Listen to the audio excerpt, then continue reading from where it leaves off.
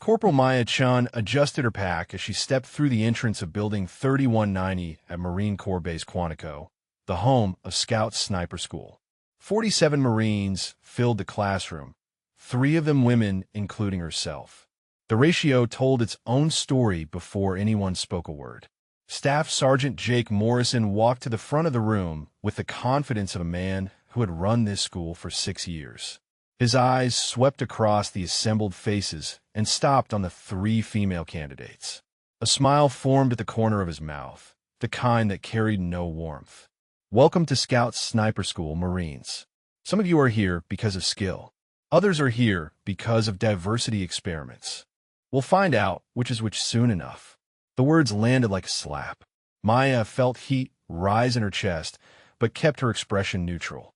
2 rows behind her, a male candidate whispered something she couldn't quite hear, followed by muffled laughter. Morrison's smile widened before he continued with the standard orientation briefing about course requirements and evaluation standards. 3 hours later, Maya stood at the 100-yard line of the outdoor range, preparing to zero her assigned rifle. She mounted the weapon and settled into position, checking the scope alignment. Something felt wrong. The mounting screws had too much play, the scope shifting slightly under pressure. She raised her hand to report the issue. Morrison approached with deliberate slowness. Problem, Corporal? Maya explained the loose mounting hardware. Morrison examined the rifle for approximately 3 seconds, then handed it back. Looks fine to me. Take your shot. Maya knew the scope was compromised, but arguing would accomplish nothing. She settled back into position, compensated as best she could, and squeezed the trigger. The round impacted 6 inches low and 4 inches left of center. Morrison marked it on his clipboard without comment.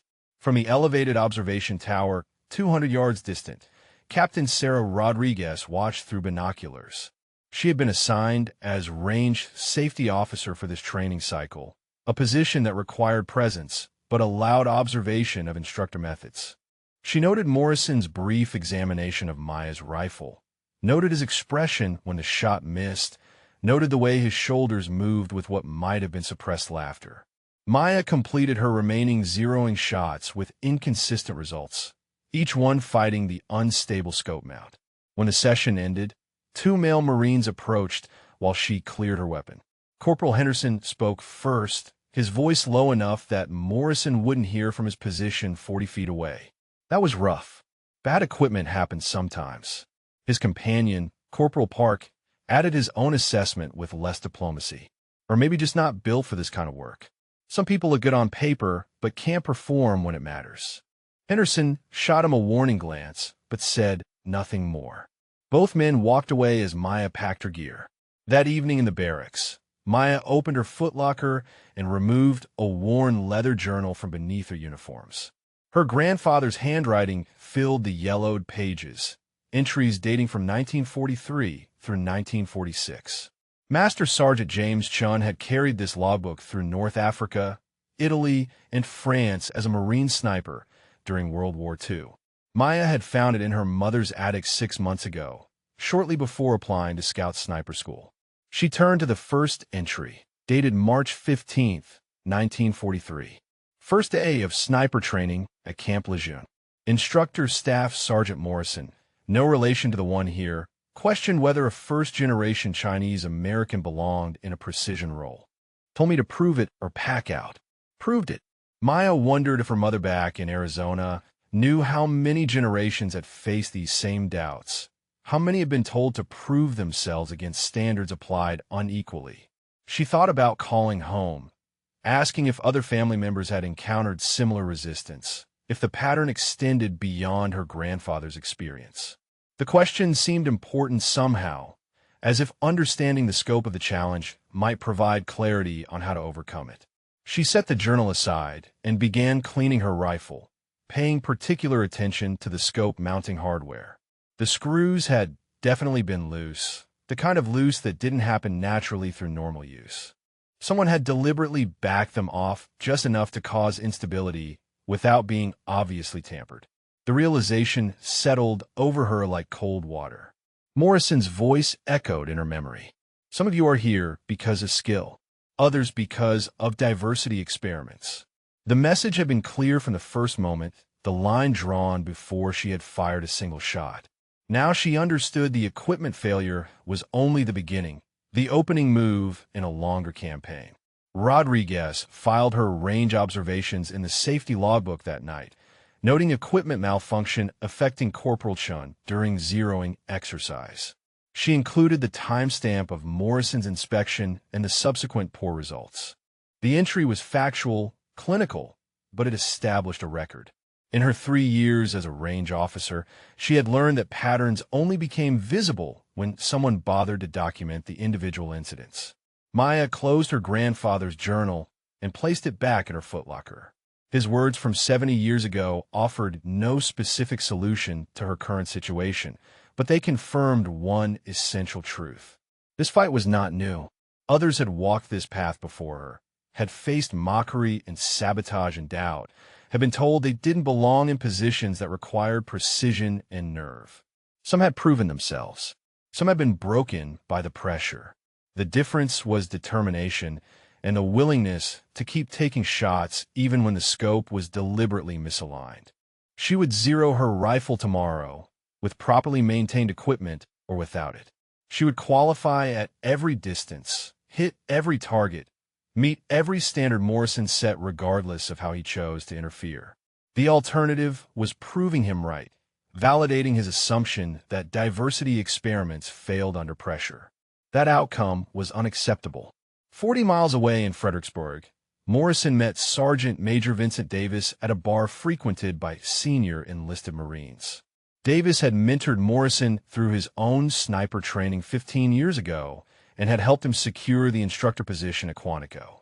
They sat in a corner booth, away from other patrons. Morrison outlined his concerns about the female candidates, the political pressure to pass them, the potential lowering of standards to accommodate diversity initiatives. Davis listened, nodding occasionally, his expression reflecting understanding of Morrison's position. The conversation lasted 20 minutes and ended with Davis offering reassurance. Do your job, evaluate them fairly, and document everything. If they can't meet the standards, they wash out. Simple as that. Morrison took some comfort in the advice, though fairly had become a flexible concept in his mind. Standards were standards, but some candidates needed more rigorous testing than others to prove they belonged. Chun would get that rigorous testing, along with whatever additional challenges might reveal her limitations. If she succeeded despite those challenges, then perhaps she deserved to be there. If she failed, then the system had worked as intended. The next morning began with classroom instruction on environmental factors affecting long-range accuracy. Maya took notes and answered technical questions correctly when called upon. Morrison acknowledged her responses with minimal reaction, neither praise nor criticism, maintaining professional distance. The message was clear. He would not be accused of overt bias, but neither would he offer assistance or encouragement. At lunch, Henderson approached Maya in the chow hall. Listen, about yesterday on the range. Park was out of line with that comment. Just want you to know not everyone here has that attitude. Maya appreciated the gesture, but recognized its limits. Henderson was willing to offer private support, but wouldn't confront Park publicly or report the hostile environment to leadership. The solidarity was partial, conditional, constrained by social pressure and career concerns. The afternoon brought another range session, this time at 300 yards. Maya inspected her rifle thoroughly before signing it out, checking every screw, every connection, every component. The scope mounting was secure, properly torqued, no play in the hardware. She settled into her firing position with renewed confidence. The first shot hit 2 inches high and 1 inch right of center. Good elevation, slight wind correction needed. She adjusted and fired again. This round impacted 1 inch high, dead center. The third shot matched the second. She was zeroed at 300 yards with consistent grouping. Morrison marked her target without comment, but the absence of smirk was its own acknowledgement.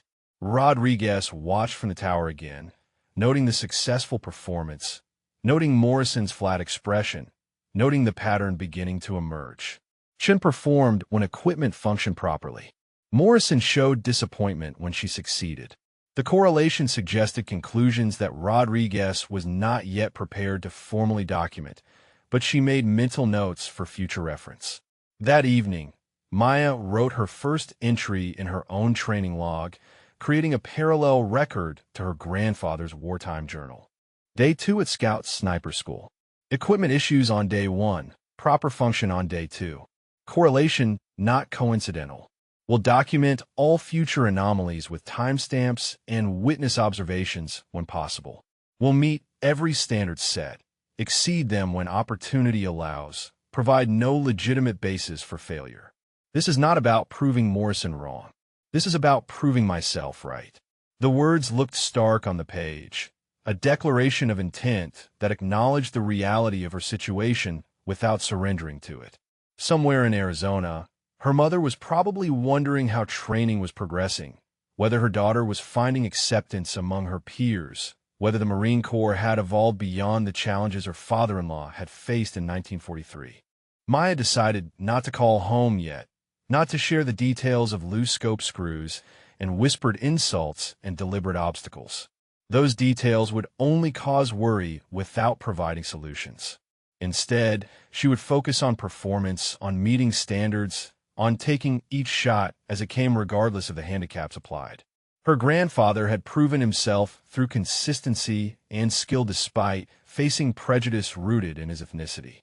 She would do the same despite facing prejudice rooted in her gender. The challenge was different in specifics, but identical in essence. Prove it or pack out, Morrison had told his trainee in 1943. The same ultimatum applied in 2024, delivered silently through sabotaged equipment and cold indifference rather than spoken aloud. Maya's answer would be the same as her grandfather's. She would prove it. Week 2 brought ammunition problems that defied simple explanation. Maya signed out her standard load of 7.62 mm rounds for the 500-yard qualification and settled into her firing position. The first shot felt wrong the moment she squeezed the trigger, the recoil impulse slightly different from what she expected. The round impacted 4 inches low. She adjusted elevation and fired again. This shot hit 2 inches high. The third round landed 6 inches low. Morrison approached her position with his clipboard. Having trouble with consistency, Corporal Chun? Maya explained the erratic grouping despite proper fundamentals and scope 0. Morrison examined her target through binoculars, then checked her rifle settings. Everything looks correct on your end. Maybe the issue is shooter error under pressure. He walked away before she could respond.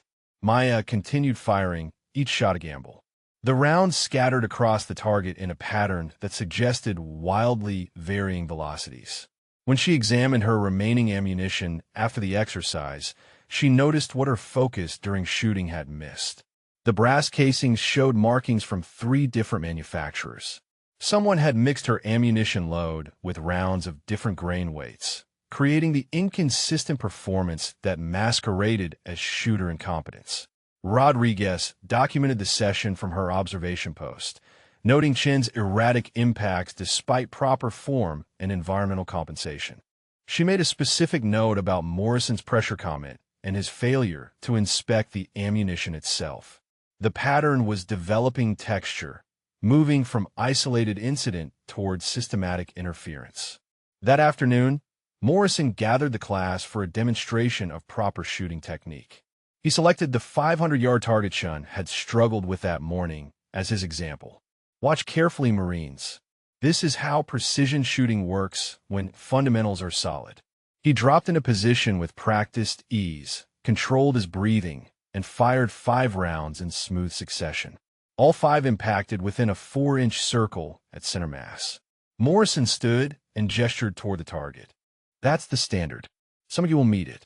Others will find excuses about equipment or ammunition or conditions. The Marine Corps doesn't accept excuses. Several candidates glanced toward Maya. The implication was surgical in its precision, never stating her name, but ensuring everyone understood who Morrison considered the excuse maker.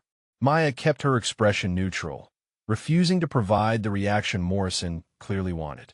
Henderson caught her eye from 3 positions away and gave a barely perceptible nod of support, but the gesture was private, invisible to the broader group. That evening, Henderson found Maya behind the barracks where she was field stripping her rifle for the 3rd time that day. He looked around to ensure they were alone before speaking. "Listen, I need to tell you something, but I can't go on record with it." Maya continued working on her rifle, giving him space to continue without pressure. "Last night after chow, I came back to the barracks early because I forgot my phone. I saw someone at your gear locker. Couldn't identify who because they had their back to me and left quickly when they heard me enter. But they were definitely doing something with your stuff." Maya's hand stopped moving. "Did you report it?" Henderson's silence answered before his words did. "I can't.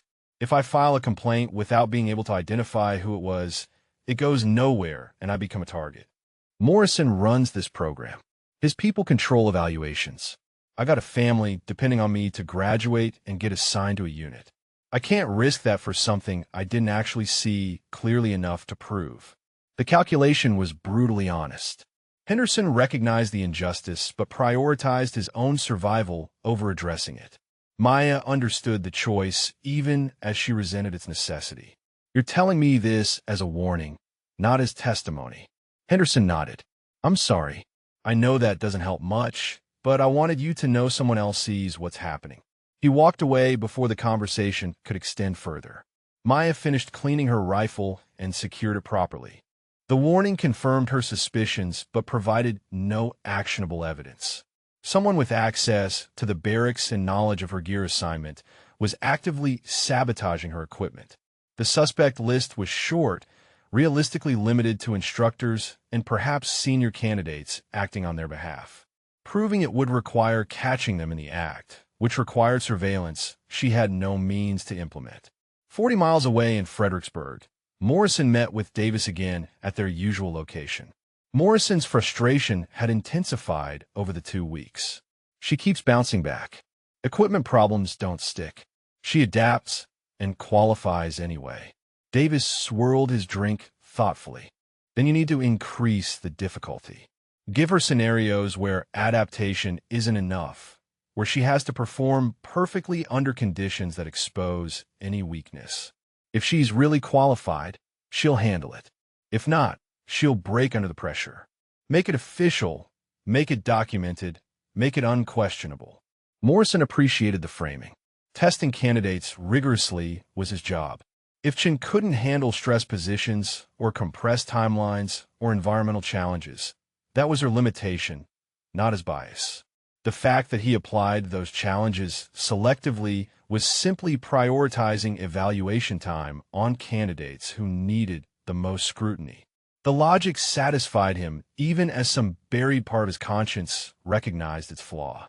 The next morning brought written examinations on ballistics, environmental effects, and target detection. Maya scored 96%, the second highest in the class. Morrison posted the results on the board without commentary, but his expression tightened when he saw her name near the top. The academic performance undercut any narrative about her lacking fundamental knowledge or understanding of sniper principles. 3 days later, Morrison announced a stress evaluation for all candidates. Each Marine would carry full combat load through the obstacle course, then immediately transition to precision shooting at 600 yards. The course was 2 miles of walls, trenches, rope climbs, and barbed wire. The shooting test required 7 of 10 hits to pass. Maya drew the second position in the rotation. She shouldered her 60-pound pack and moved through the course at sustainable pace, conserving energy for the shooting portion while maintaining speed sufficient to avoid criticism.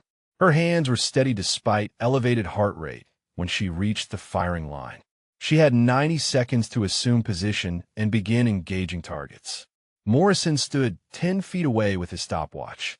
"Time starts now, Corporal." Maya dropped into position, controlled her breathing despite the exertion, and acquired her first target. As she prepared to fire, Morrison activated the mechanical impact targets on the adjacent range.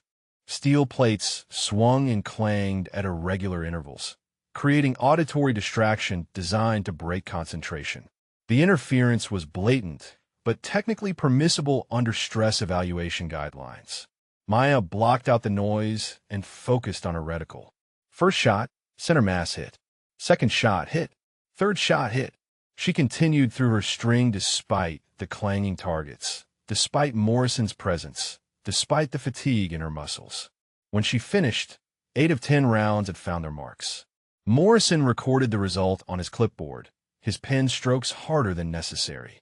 Rodriguez photographed the entire sequence from the tower using her official documentation camera. She captured Morrison activating the impact targets during Chen's string, captured the exact timing, captured his expression when Chen qualified despite the interference. The photographs went into her range safety file with timestamps and contextual notes. That evening, Maya calculated that she had now qualified at every distance from 100 to 600 yards despite equipment tampering, ammunition inconsistencies, and deliberate distractions. Her average score exceeded the minimum requirement at each range. Morrison could not fail her based on performance because her performance was documented and defensible. The realization brought no satisfaction, only grim determination to continue meeting every challenge he manufactured. Henderson approached her at evening chow, speaking quietly as he passed her table. That stress test today, the way he hit those impact targets right when you were shooting, I've never seen him do that for any other candidate. Just wanted you to know it was noted. He kept walking, the brief comment offered in passing so others wouldn't observe an extended conversation. Maya appreciated the validation, but recognized its limitations. Henderson noticed the bias. Perhaps others did as well, but none were willing to formally report it. The culture of the school prioritized solidarity with instructors over justice for peers. Challenging Morrison meant risking evaluation scores, which meant risking graduation, which meant risking career progression. The cost was too high for most Marines to accept. Rodriguez spent 2 hours that night reviewing her accumulated documentation. 3 equipment malfunctions affecting Chun over 2 weeks, all during critical evaluations. Ammunition inconsistency resulting in failed initial qualification later passed when reissued proper rounds. Stress evaluation with unusual auditory distraction not applied to other candidates. The pattern was clear to anyone examining the evidence objectively, but objectivity required willingness to question an instructor with 6 years of service and strong political backing. She drafted a preliminary report to Colonel Webb, the base commander for training operations. The document laid out the timeline of incidents without editorializing, letting the facts suggest their own conclusions. Before submitting it, she needed more evidence, something that moved beyond circumstantial correlation into documented proof of deliberate interference. The photographs from today's stress test were a start, but not sufficient alone. Morrison reviewed his training roster that night, assessing which candidates were tracking toward graduation and which were likely to wash out. Chen's name sat firmly in the qualified column despite his best efforts to create failure opportunities. Her performance scores were defensible, her written exam results were strong, and her stress response was solid. Unless she made a significant error in the remaining weeks, she would technically meet all graduation requirements. The realization rankled him. The whole point of his enhanced scrutiny was to expose weaknesses that justified washing her out. Instead, she was proving resilient, adaptive, and technically proficient. Davis had assured him that rigorous testing would reveal inadequacy, but the testing was revealing competence instead. Morrison decided to escalate his evaluation standards further to find the breaking point that would vindicate his initial assessment. Maya wrote in her training journal before lights out. Week 2 complete. Ammunition sabotage overcome through documentation and retest. Stress evaluation passed despite interference tactics. Pattern now clear: this is intentional campaign, not random equipment failures. Suspect instructor involvement based on Henderson's observation of unauthorized locker access. No witnesses willing to provide formal testimony due to career concerns. Strategy remains same: meet every standard, document all irregularities, provide no legitimate basis for failure.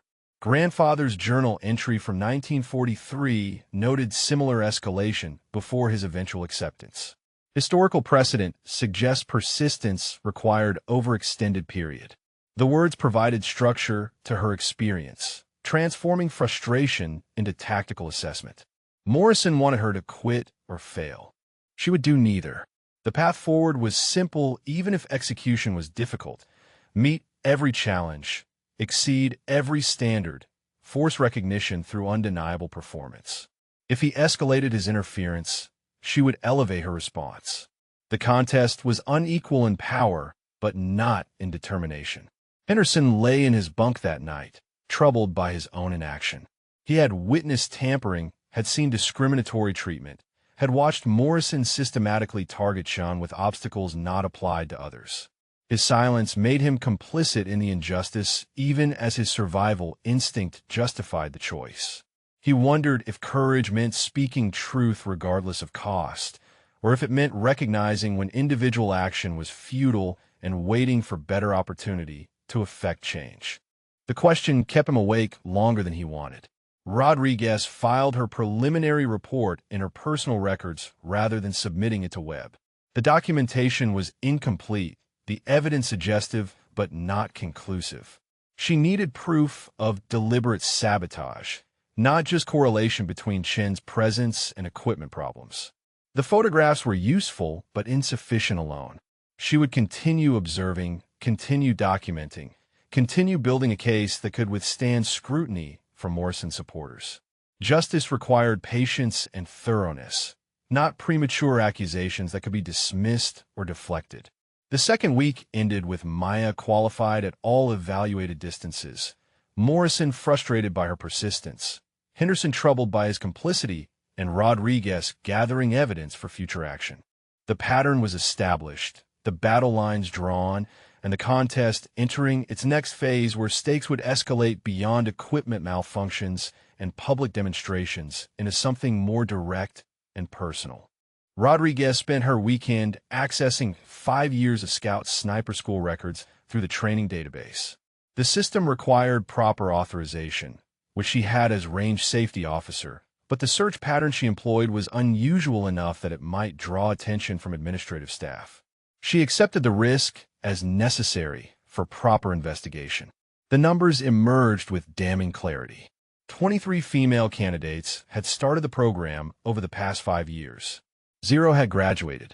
Rodriguez cross-referenced the dropout reasons and found a pattern that transcended coincidence. 8 women had failed due to equipment malfunctions during critical evaluations. 6 had washed out for inability to perform under pressure. 4 had voluntarily withdrawn after receiving counseling about their poor fit for the program. 3 had been removed for medical reasons following training injuries. 2 had failed written examinations despite having strong academic records in their previous assignments. Rodriguez created a spreadsheet organizing the data chronologically. Morrison had been lead instructor for 4 of those 5 years. During his tenure, 18 female candidates had entered the program. 0 had graduated. The 3 years before Morrison's assignment had seen 5 female candidates start with 2 graduating successfully. The correlation was mathematically significant. She pulled the detailed files on the 8 equipment malfunction cases. The pattern repeated across candidates. Scope mounting issues, ammunition inconsistencies, rifle feeding problems, all occurring during qualification exercises rather than practice sessions. The timing was too precise to be random mechanical failure. Someone was ensuring that equipment problems emerged at moments that would maximize impact on evaluation scores. Rodriguez picked up her phone and dialed a number for one of the older files. A woman answered on the 3rd ring. "This is former Corporal Lisa Martinez." "Who's calling?" Rodriguez identified herself and explained that she was reviewing historical Scout Sniper School records as part of a training safety assessment. Martinez's silence lasted several seconds before she responded. "What do you really want to know, Captain?" The question carried weight beyond its words. Rodriguez chose directness over diplomatic evasion. "I want to know if your experience at Scout Sniper School involved equipment problems that seemed designed to make you fail." Martinez's laugh was bitter. You mean did Morrison sabotage my gear and then blame me for not adapting? Yes, that's exactly what happened. I reported it twice. My complaints went nowhere because I couldn't prove deliberate tampering. Eventually, I quit because staying meant enduring months of that treatment with no chance of fair evaluation. Rodriguez asked Martinez to describe the specific incidents. The story that emerged matched Maya's experience with eerie precision. Loose scope mounts during zeroing exercises, mixed ammunition causing erratic performance, unusual distractions activated during stress tests, public demonstrations of proper technique that implied her failures were incompetence rather than sabotage. Martinez had documented everything, but lacked witnesses willing to testify and physical evidence of tampering. Did you know other female candidates who had similar experiences? Rodriguez asked. Martinez confirmed that she had spoken with 3 other women who washed out during her time there, all describing identical patterns of equipment failure and instructor hostility. None had pursued formal complaints after seeing Martinez's reports dismissed. The message was clear that challenging Morrison was futile and career-damaging. Rodriguez thanked Martinez for her time and candor. After ending the call, she sat staring at her spreadsheet. 18 female candidates over 4 years, all experiencing similar patterns of sabotage, all washing out without graduation.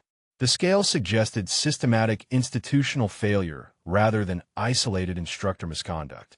Morrison was the visible actor, but the system that enabled him and protected him was the deeper problem. Meanwhile, at Quantico, Morrison assigned the weekly stress evaluation. Maya drew the scenario involving full combat load movement through 2 miles of terrain followed by precision engagement. This time the added variable was environmental. Morrison scheduled her slot for mid-afternoon when heat and humidity peaked, conditions that would maximize physical stress before shooting. Maya completed the movement phase, her uniform soaked with sweat and her breathing elevated. She had 90 seconds to assume position at the 600-yard line. Morrison stood nearby with his stopwatch and clipboard. Time starts now, Corporal Chun. As Maya settled into position, Morrison walked along the firing line, conducting an equipment inspection of the candidates on either side of her position. His boots struck the concrete pad with deliberate heaviness, creating rhythmic distraction. Maya acquired her first target through her scope. Morrison's boots stopped directly behind her position. You're breathing pretty hard there, Chun. Maybe take a moment to settle down before you waste ammunition. The comment was phrased as helpful advice, but delivered with tone that suggested mockery. Maya ignored him and fired. Center mass hit. She continued through her string with Morrison standing behind her, making occasional observations about her form, her breathing, her technique. 8 of 10 rounds found their marks. Rodriguez watched the entire sequence through her spotting scope from the tower. She had positioned a small digital recorder near her equipment that captured audio from the range through a radio receiver. Morrison's voice was clearly audible, providing running commentary during Chen's shooting string, something he had never done for male candidates during their stress evaluations. The recording supplemented her photographic evidence.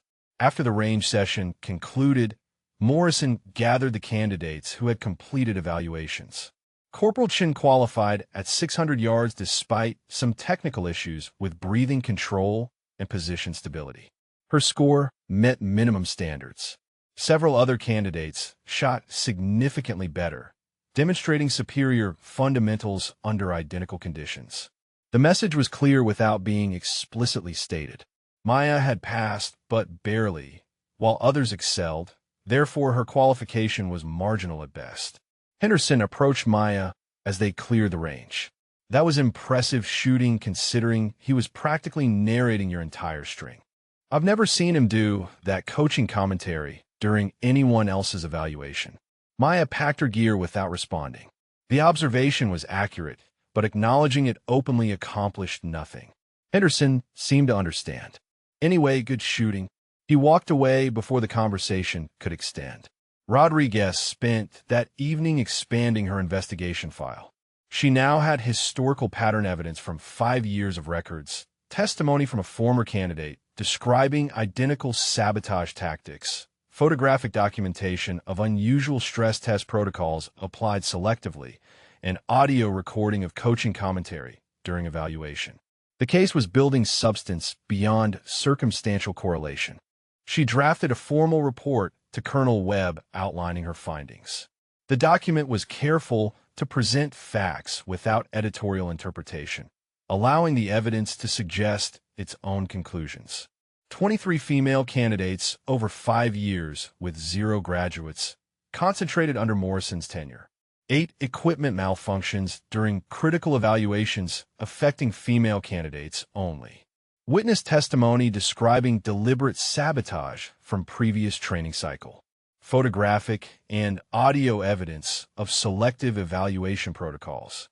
The pattern indicated possible systematic bias requiring command investigation. Before submitting the report, Rodriguez needed one more element. She needed to catch someone in the act of tampering to document the mechanism of sabotage rather than just its effects. The opportunity would come, she calculated, during the upcoming field training exercise when candidates would leave their rifles in the armory overnight before the next day's long-range qualifications. Maya reviewed her performance data that night. She had now qualified at every distance from 100 to 600 yards, passing every stress evaluation despite unusual conditions applied during her tests. Her written exam scores remained in the top 10% of the class. Morrison's commentary notwithstanding, her fundamentals were solid and her results defensible.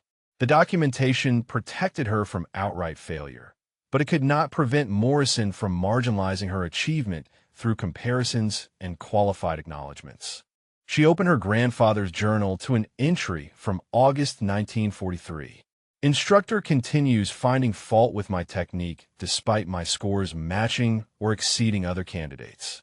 He questions my ability to perform under combat stress, suggests I lack the temperament for independent operations.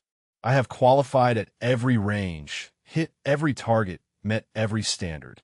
His skepticism persists regardless of evidence. I suspect the real issue is not my performance, but his assumption about who belongs in this role. The parallel was precise across 80 years. Different war, different prejudice, identical dynamic. Performance alone could not overcome prejudice because prejudice reinterpreted performance through distorted lens. Excellence was explained away, minimized, qualified, or attributed to luck rather than skill. Breaking through required not just meeting standards, but exceeding them so dramatically that reinterpretation became impossible. Maya calculated that she had 4 weeks remaining before final evaluations. Morrison would escalate his interference during that period, searching for the breaking point that would vindicate his initial judgment. Her strategy remained unchanged: meet every challenge, document all irregularities, force recognition through undeniable performance. But she recognized now that performance alone might not suffice. She needed an achievement so clear that it transcended Morrison's ability to minimize or dismiss it. Rodriguez finalized a report to Webb and saved it in her secure files. She would submit it after the field exercise when she hoped to have photographic evidence of actual tampering. The case was strong now, but would be unassailable with direct documentation of sabotage in progress. She had surveillance equipment and a plan to monitor the armory during the critical overnight period. Henderson lay awake that night, wrestling with his conscience. He had witnessed tampering, observed discriminatory treatment, heard Morrison's selective commentary during evaluations. His silence enabled the injustice even as his survival instinct justified it. But watching Maya succeed despite systematic sabotage while he remained silent felt increasingly like cowardice rather than prudent self-preservation. The question was what courage demanded and whether he possessed enough to pay its price. Morrison met with Davis that weekend to discuss his frustration. Chun continues qualifying despite enhanced scrutiny. Her scores are defensible, her performance is technically sound, and she adapts to every challenge I create. Davis considered the situation over his drink. Then you need to move beyond testing her technical skills. Test her judgment, her decision-making under pressure. Give her scenarios where there's no clear right answer and evaluate her choices. If she makes mistakes in judgment calls, that's legitimate grounds for failure that doesn't look like bias. Morrison appreciated the strategic insight. Judgment scenarios were subjective enough to allow interpretation while appearing objective. He could create situations where Chen's choices could be questioned regardless of outcome. Pass or fail the test. Her decision-making could be deemed inadequate. The approach provided the flexibility his previous tactics lacked. The next week brought land navigation exercises that required candidates to locate targets in wooded terrain and engage them from concealed positions. Morrison assigned Maya a sector that included particularly dense vegetation and limited visibility lanes. She would need to move quickly to find suitable firing positions before the evaluation window closed. Maya navigated to her sector and identified 3 possible positions. The first offered good visibility but poor concealment. The second provided excellent concealment but required shooting through vegetation that might deflect rounds. The third was optimal for both factors but required an extra 5 minutes of movement to reach. She calculated her timeline and chose the optimal position despite the time cost. Morrison arrived at her location as she was settling into position. Cutting it close, aren't you, Chun? Most candidates would have taken the easy shot from the first position rather than burning time moving to a better one. Let's see if your judgment pays off. Maya had 30 seconds remaining in her window. She acquired her target and fired. Clean hit at 400 yards through a narrow visibility lane. Morrison marked it without comment and moved on to evaluate the next candidate. Rodriguez observed from a distant hill using her spotting scope. She noted Chen's selection of the optimal position despite time pressure, noted Morrison's implied criticism of that choice, noted the successful engagement that validated the judgment call. Morrison's commentary suggested poor decision-making even as the outcome demonstrated sound tactical thinking. The contradiction was revealing. That evening, Rodriguez set up her surveillance equipment in a storage room adjacent to the armory. A small camera with night vision capability pointed toward the rifle racks where candidate weapons were stored overnight. Motion detection would trigger recording. If someone entered during unauthorized hours, the system would capture everything. She tested the equipment twice to ensure proper function, then secured the storage room and left for the night. Maya cleaned her rifle before turning it in for overnight storage. She had done everything possible to secure her equipment, but ultimately, she had to trust the armory system and hope that Rodriguez's observation was sufficient deterrent. The upcoming qualification at 800 yards was critical, the longest range tested before final evaluations. Equipment failure at that distance would be difficult to overcome. Morrison made his evening rounds of the training areas before heading home. He checked the armory to ensure all weapons were properly stored. The candidates' rifles stood in neat rows, secured and ready for tomorrow's long-range qualification. He paused near Chen's assigned weapon, the rifle that would determine whether she advanced to final evaluations or washed out. Everything would depend on her performance at 800 yards, the distance where small equipment issues became magnified into significant problems. He smiled slightly and continued his inspection before leaving for the night. Rodriguez monitored her surveillance feed from her quarters via secure wireless connection. The armory was quiet, the rifles undisturbed. She settled in for a long night of observation, coffee at hand, ready to document whatever occurred during the hours before dawn, when security was minimal and access was easiest for those with authorized credentials. Rodriguez watched her surveillance feed as the timestamp rolled past 200 hours. The armory had remained undisturbed for 6 hours. She was beginning to wonder if her suspicions about overnight tampering were incorrect when movement appeared on the monitor. A figure entered the armory using what appeared to be authorized access. The night vision camera captured clear footage as the person moved directly to Maya's assigned rifle rack. The figure removed Maya's weapon and carried it to a workbench near the back wall. Rodriguez zoomed the camera digitally and began recording at higher resolution. The person produced tools from their pocket and began working on the rifle's scope mounting system. The camera angle captured the face clearly. Staff Sergeant Morrison. Rodriguez watched as Morrison carefully loosened the scope mounting screws, backing them off just enough to create instability without being obviously compromised. The work took approximately 4 minutes. He then returned the rifle to its rack, checked that everything appeared normal from casual observation, and departed the armory. The entire sequence was documented with timestamps and clear visual identification. Rodriguez saved the footage to 3 separate encrypted locations and prepared a comprehensive report. She now had video evidence of deliberate sabotage, historical pattern documentation showing systematic bias, witness testimony from former candidates, and photographic evidence of selective evaluation protocols. The case was complete. She drafted a formal letter to Colonel Webb requesting immediate meeting regarding urgent training integrity issues. At 0800 hours, Maya retrieved her rifle from the armory for the 800-yard qualification. She performed her standard equipment check, examining every component carefully. The scope mounting felt slightly loose, subtle play that wouldn't be obvious without thorough inspection. She raised her hand to report the issue before signing out the weapon. The Armory NCO examined the rifle and confirmed the loose mounting hardware. That's the second time this week we've had scope mount issues. I'll have the armorer check all the rifles after today's qualifications. He tightened the screws properly and Maya signed for the weapon. Morrison observed the exchange from across the armory, his expression unreadable. Rodriguez arrived at the range tower earlier than usual, bringing her laptop with the surveillance footage queued and ready. She had sent her meeting request to Webb at 0630 hours, marked urgent.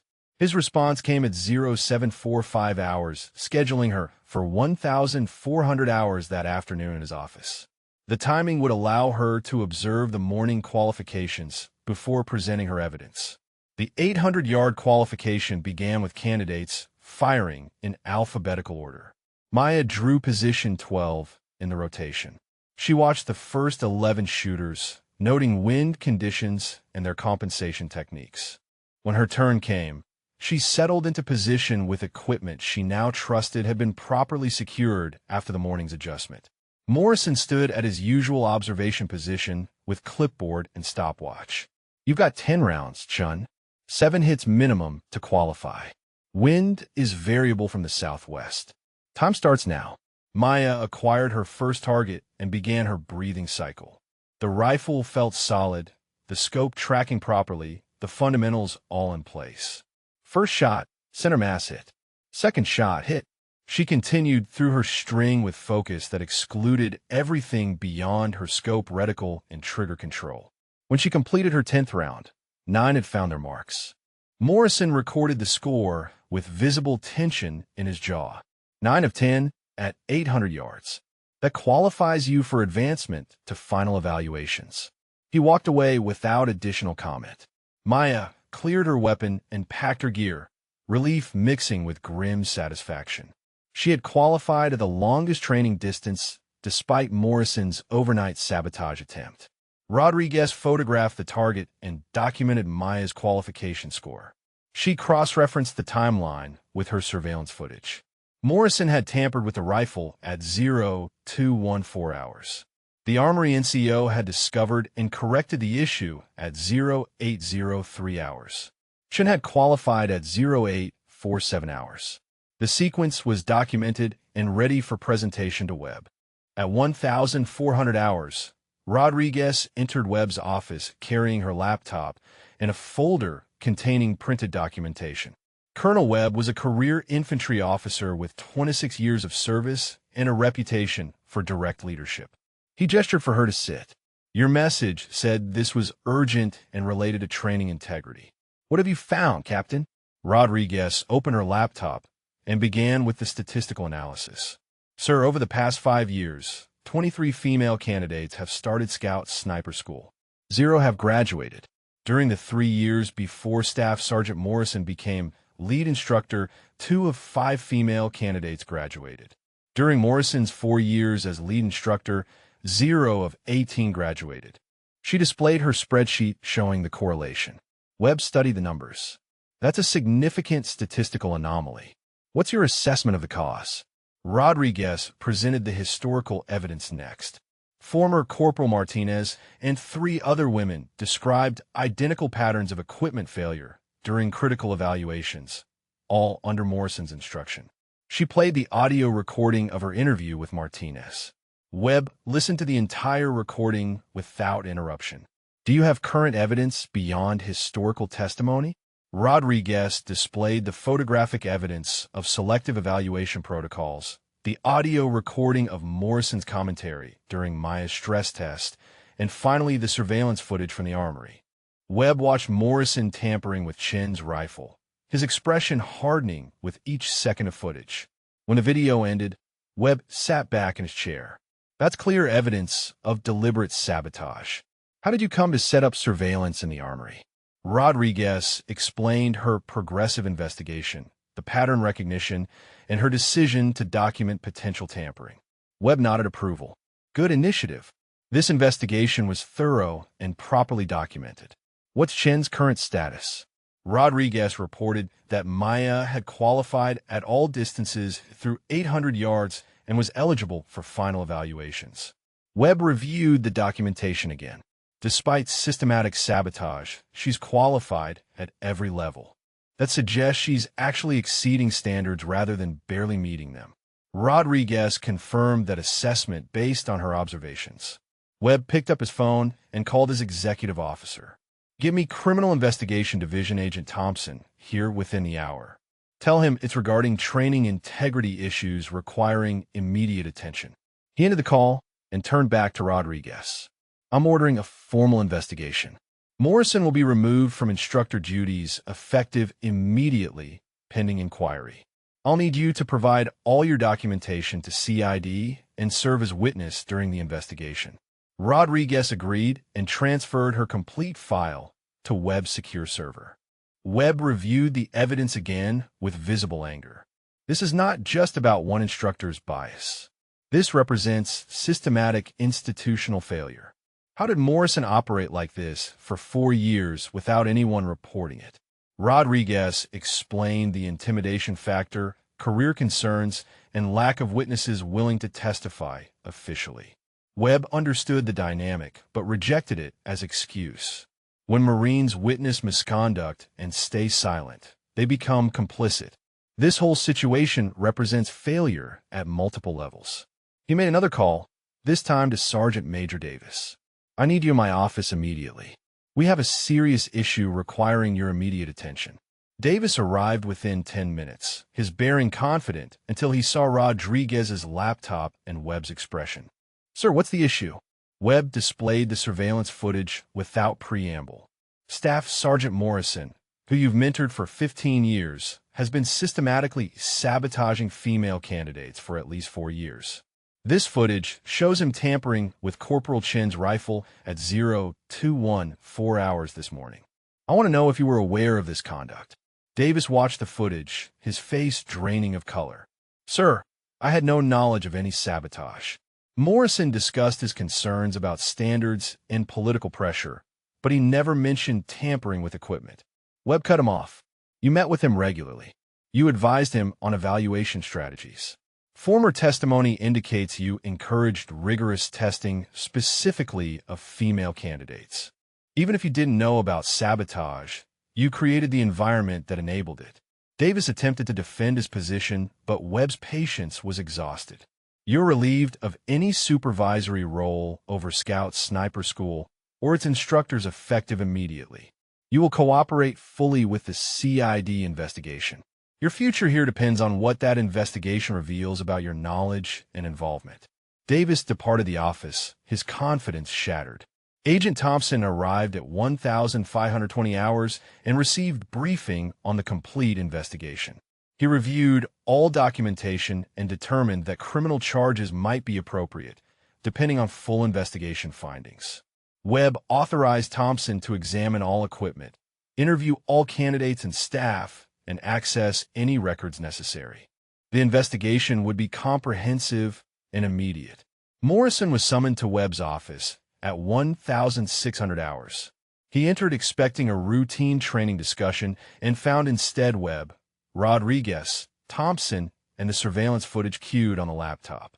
Morrison, you're being relieved of instructor duties effective immediately, pending investigation of training integrity violations. Agent Thompson will be conducting formal investigation into your conduct over the past 4 years. Webb played the surveillance footage.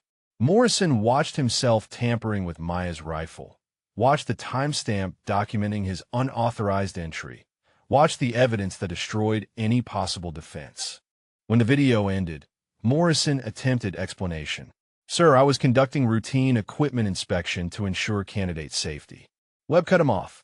At 0214 hours after candidates had been secured for the night, using unauthorized access and deliberately loosening scope mounts? That's sabotage, Staff Sergeant, not safety inspection. Morrison realized his position was indefensible. He requested legal counsel. Webb approved the request and placed Morrison on administrative leave, confined to base, pending investigation. 2 military police personnel escorted Morrison from the office. The removal was swift and final. Rodriguez remained in Webb's office after Morrison departed. "Sir, what about the current class? They're scheduled for final evaluations next week." Webb considered the situation. "Final evaluations will proceed under new instructor supervision. I'll personally oversee the process to ensure integrity. Chun and any other candidates will receive fair evaluation based solely on their performance and qualifications." Webb made one more call to the Marine Corps Headquarters Training Division. He reported the investigation, the evidence of systematic bias, and the corrective actions being implemented. The headquarters representative indicated that formal review of Scout Sniper School policies would be conducted and that this incident would trigger examination of other training programs for similar patterns. That evening, Maya learned through informal channels that Morrison had been removed from instructor duties pending investigation. The news spread rapidly through the candidate barracks. Henderson approached Maya at evening chow. "I heard Morrison's gone. Investigation into training irregularities. I don't know what happened, but as someone finally reported what we all saw, that took serious courage." Maya acknowledged the comment without providing details. She had not initiated the investigation and did not know who had. Rodriguez had conducted her work quietly, building her case without involving candidates. The outcome was Morrison's removal and promise of fair evaluation, which was all Maya had wanted from the beginning. Rodriguez filed her final report documenting Morrison's removal and the initiation of formal investigation. She included recommendation that all previous female candidates who washed out under Morrison's instruction be contacted and offered opportunity to return for fair evaluation if they chose. Webb approved the recommendation and tasked Rodriguez with implementing the outreach program. Maya wrote in her training journal that night, "Morrison removed from instructor position following investigation. Nature of investigation unknown, but timing suggests overnight armory incident was documented. Final evaluations next week under new supervision." For weeks of sabotage, stress tests, and deliberate interference have prepared me for anything legitimate evaluation might require. Grandfather's journal entry from September 1943 described his instructor's removal following discovery of discriminatory evaluation practices. He wrote that justice delayed is still justice when it finally arrives. I understand his meaning now. Morrison found Maya during the afternoon equipment maintenance period 2 days after his removal from instructor duties. He had been confined to base pending investigation, but retained access to training areas while administrative processes unfolded. Maya was cleaning her rifle at the outdoor maintenance station when Morrison approached from behind the building where he would not be easily observed by others. "Chun, I need to talk to you." Maya continued working on her rifle without turning around. Morrison moved closer, his voice low but carrying edge of desperation. "You need to understand something. I've been an instructor here for 6 years. I've trained hundreds of Marines. My record is spotless. Whatever investigation is happening, it's based on misunderstanding of proper evaluation techniques." Maya set down her cleaning rod and faced him. "Staff Sergeant, You were removed from instructor duties. I don't think we should be having this conversation. Morrison ignored the boundary.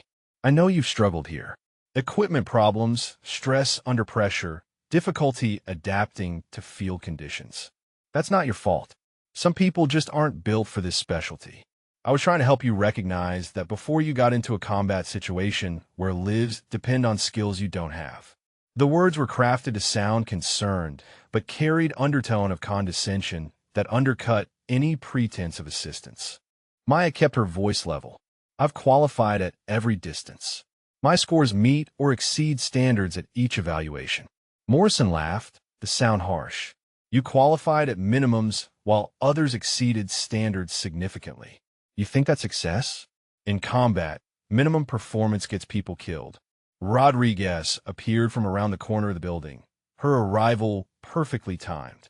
Staff Sergeant Morrison, you're in violation of your restriction order by contacting a candidate involved in the ongoing investigation. I'm documenting this interaction and reporting it immediately.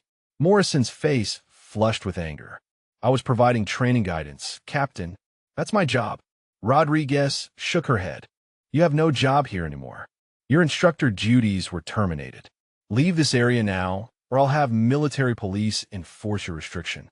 Morrison stared at Maya for several seconds, his expression mixing frustration with something darker. Your grandfather would be ashamed watching you hide behind accusations instead of earning your place through actual performance. Maya felt the words like physical blow, the personal attack crossing line that transformed professional conflict into something vindictive. Before she could respond, Rodriguez stepped between them. That's enough, Staff Sergeant. You need to leave immediately. Morrison held his ground for another moment, then turned and walked away. Rodriguez watched until he was out of sight before turning to Maya. Are you all right? Maya nodded, her jaw tight with suppressed anger. Rodriguez pulled out her phone. I'm reporting this contact immediately. His restriction order specifically prohibited interaction with candidates.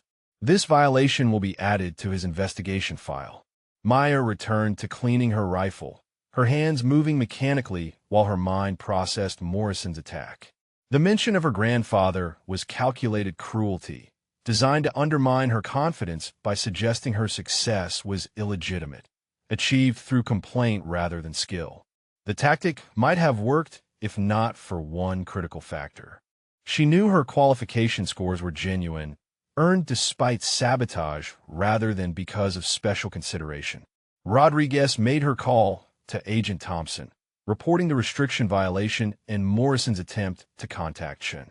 Thompson indicated he would document the incident and consider additional restrictions. After ending the call, Rodriguez sat down beside Maya at the maintenance bench. He's desperate. The investigation has evidence he can't defend against. That comment about your grandfather was designed to shake your confidence before final evaluations.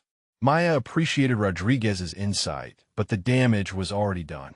Morrison had planted doubt in the most vulnerable place, questioning whether her grandfather would view her success as legitimate. The question would linger regardless of logic or evidence. Rodriguez seemed to sense the direction of Maya's thoughts. Your grandfather fought the same battle you're fighting. From what I understand about his record, he would recognize what you're facing and respect how you've handled it. The reassurance helped, but could not completely erase Morrison's words. Maya finished cleaning her rifle and secured it in the armory. The final evaluations were scheduled for the following week, 3 days of testing that would determine graduation eligibility. Morrison's removal meant fair evaluation, but it also meant confronting whether her qualification scores truly reflected competence or merely adequate performance, inflated by sympathy for her situation. That evening, Henderson found Maya in the common area reviewing ballistics tables. He sat down across from her, his expression serious. I heard Morrison cornered you today. That was out of line. Maya acknowledged the comment without elaborating. Henderson continued. Listen, I need to tell you something I should have said weeks ago. When I saw someone in your locker that night, I recognized the silhouette, even though I couldn't positively identify the face. It was Morrison. I didn't report it because I couldn't prove it and feared retaliation. I'm sorry for that cowardice. Maya looked up from her ballistics tables.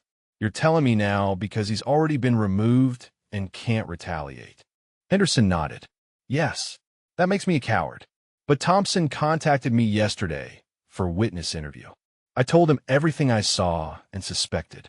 My testimony is now part of the official record. It won't change what happened to you, but maybe it prevents the same thing happening to future candidates. The admission was honest enough to deserve acknowledgement. Maya thanked Henderson for coming forward, even if timing was self-serving. Henderson seemed relieved by her measured response. For what it's worth, your shooting is legitimately good. Everyone in the class knows it except maybe you. Morrison's comments today were garbage. Your scores speak for themselves. Maya returned to her ballistics tables after Henderson left. His words echoed Rodriguez's assessment and contradicted Morrison's attack. The question was which perspective aligned with reality. Her qualification scores were factual and documented. 9 of 10 at 800 yards was not minimum performance. It was strong execution under field conditions. Morrison's framing of her success as marginal was distortion, an attempt to reinterpret objective achievement through subjective lens.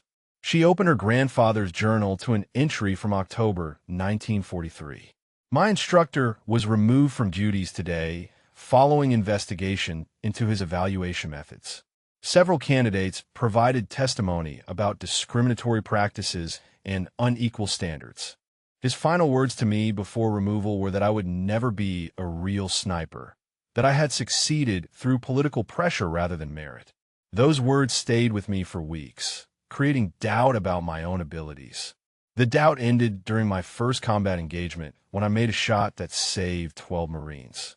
Performance under actual conditions proved what training evaluation could not. The truth is revealed when stakes are real. The parallel was precise again. Her grandfather had faced identical attack on his legitimacy, had questioned his own competence, had found certainty only through combat performance. Maya realized that Morrison's words would continue to create doubt until she proved her abilities in circumstances beyond training evaluation. The opportunity for that proof would come, and when it did, the truth would be undeniable. Rodriguez spent the evening preparing her witness testimony for Thompson's investigation. She compiled her complete documentation, organized chronologically with supporting evidence for each claim. The case against Morrison was overwhelming, but Rodriguez understood that institutional investigations sometimes prioritize protecting reputation over pursuing justice. She prepared her testimony with assumption that every claim would be challenged and every piece of evidence would be scrutinized. Thompson had indicated that Morrison was claiming the surveillance footage showed legitimate equipment inspection rather than sabotage. The defense was absurd given the timestamp and surreptitious nature of the entry, but it demonstrated Morrison's strategy of reframing indefensible conduct as proper procedure. Rodriguez added detailed analysis of why 0214 hours unauthorized entry contradicted any legitimate inspection protocol. Webb reviewed the preliminary investigation findings in his office. Thompson had interviewed 15 candidates, 8 instructors, 3 former female candidates, including Martinez, and multiple administrative staff. The testimony was remarkably consistent. Morrison had systematically targeted female candidates with equipment sabotage, selective evaluation protocols, and hostile training environment. Multiple witnesses confirmed observing suspicious activities, but had not reported them due to fear of retaliation. The institutional failure extended beyond Morrison's individual misconduct. The system had enabled his behavior for 4 years through inadequate oversight, dismissal of complaints, and culture that prioritized loyalty to instructors over protection of candidates.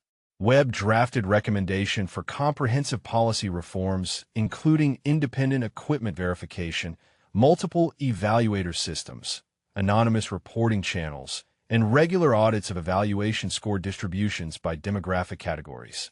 Davis faced his own interview with Thompson, his position increasingly precarious.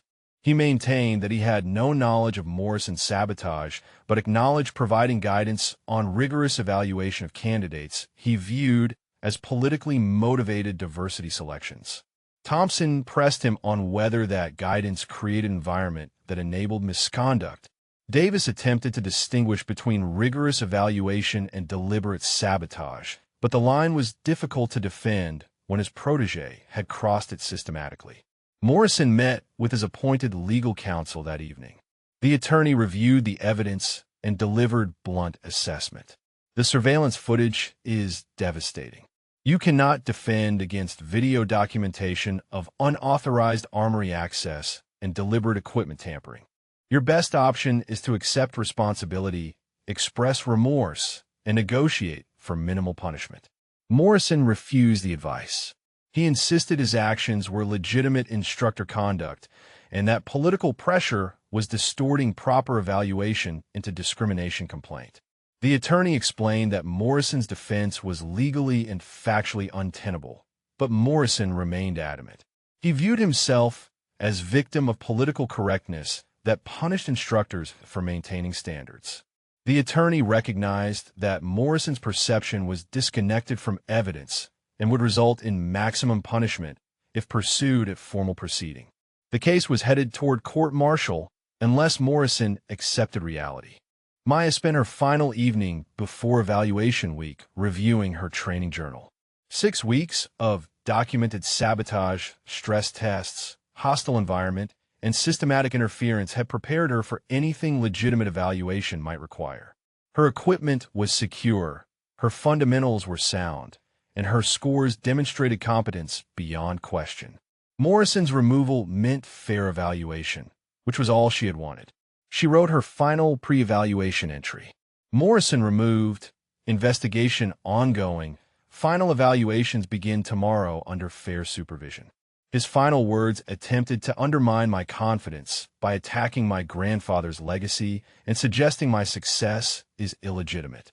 The doubt he tried to create will be answered by performance.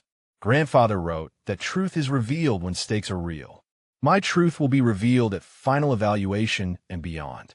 I am ready. Rodriguez made final preparations for the evaluation week. Webb had assigned her as primary range officer with oversight authority over all testing. 2 additional senior instructors from other training programs would serve as evaluators to ensure objectivity. The process will be documented with video recording of all qualification attempts.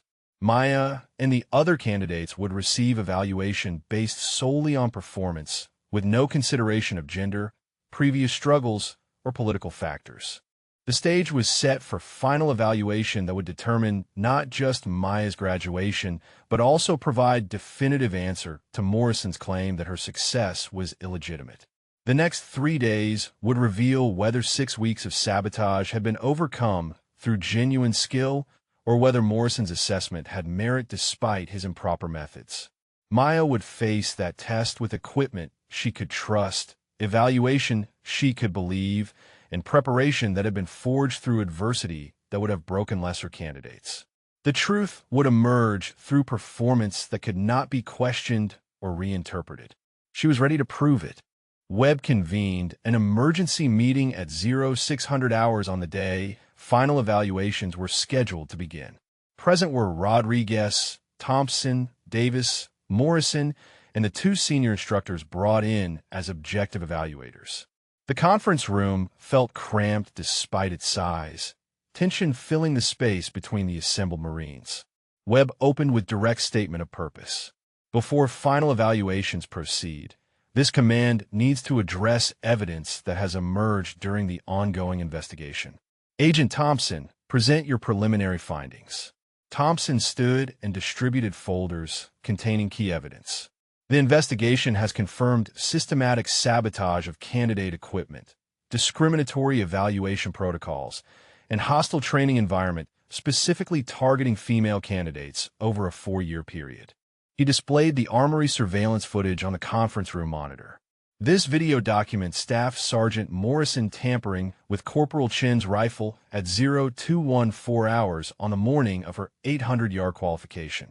Morrison watched the footage with expression that showed no acknowledgement of wrongdoing. Thompson continued with testimony from Martinez and 3 other former candidates, describing identical patterns of equipment failure and hostile treatment. Henderson entered the room at Thompson's request, providing sworn statement about witnessed locker tampering and intimidated silence among candidates who feared retaliation. His testimony included admission of his own failure to report misconduct earlier. The cumulative evidence created picture of institutional failure beyond one instructor's bias. Webb turned to Morrison. Staff Sergeant, you have opportunity to respond to these findings before I make final decision about your status. Morrison stood, his bearing rigid. Sir, my evaluation methods were rigorous, but appropriate for identifying candidates who lack the temperament and skills for sniper operations. The armory entry was routine equipment inspection to ensure candidate safety. My removal from duties is result of political pressure to pass candidates regardless of their actual qualifications. Webb cut him off. The video shows you deliberately loosening scope mounting screws. That is sabotage, not safety inspection. Multiple witnesses describe identical patterns across multiple female candidates over 4 years. This is not rigorous evaluation. This is systematic discrimination. Morrison opened his mouth to argue, but Webb raised his hand. I am not interested in further excuses. You are hereby formally removed from all instructor positions at this base. You will face court-martial proceedings for conduct unbecoming, dereliction of duty, and violations of training integrity standards. Morrison's face flushed with anger and humiliation. 2 military police officers entered the room on cue. Morrison was escorted out. His career effectively ended. The room remained silent after his departure. Webb turned to Davis. Sergeant Major, your role in this situation requires addressing as well. While investigation has not found direct evidence you knew of sabotage, your guidance and mentorship created an environment that enabled it. Davis attempted to defend his position, but Webb interrupted. You repeatedly advised Morrison on how to rigorously test female candidates.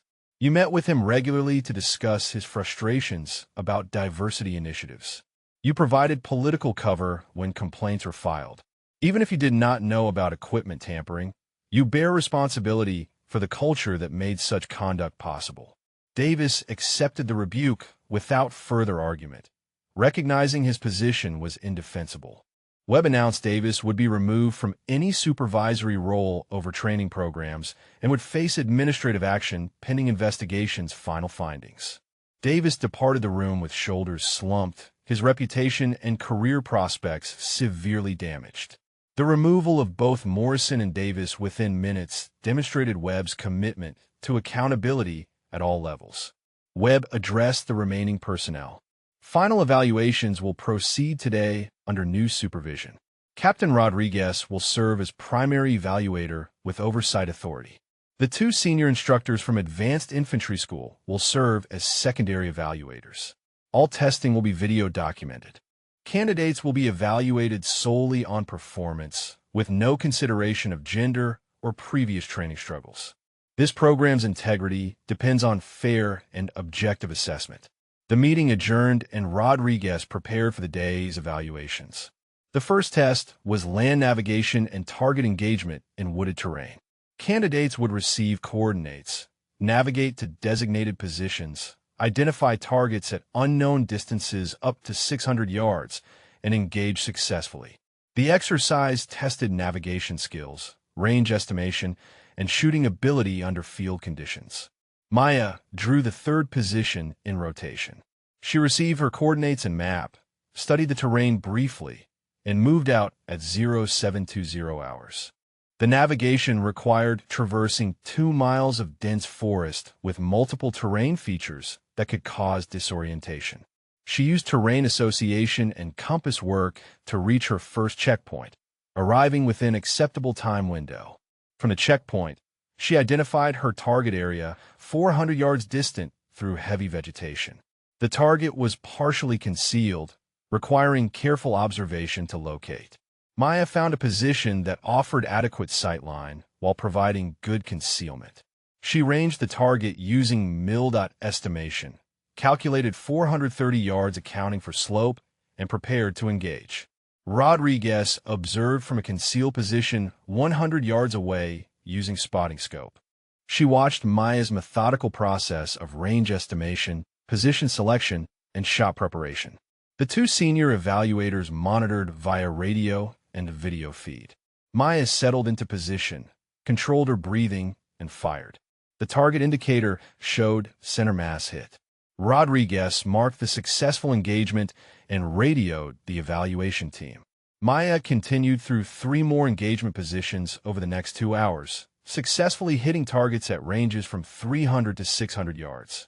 Her navigation was precise, her range estimation was accurate, and her shooting was consistent.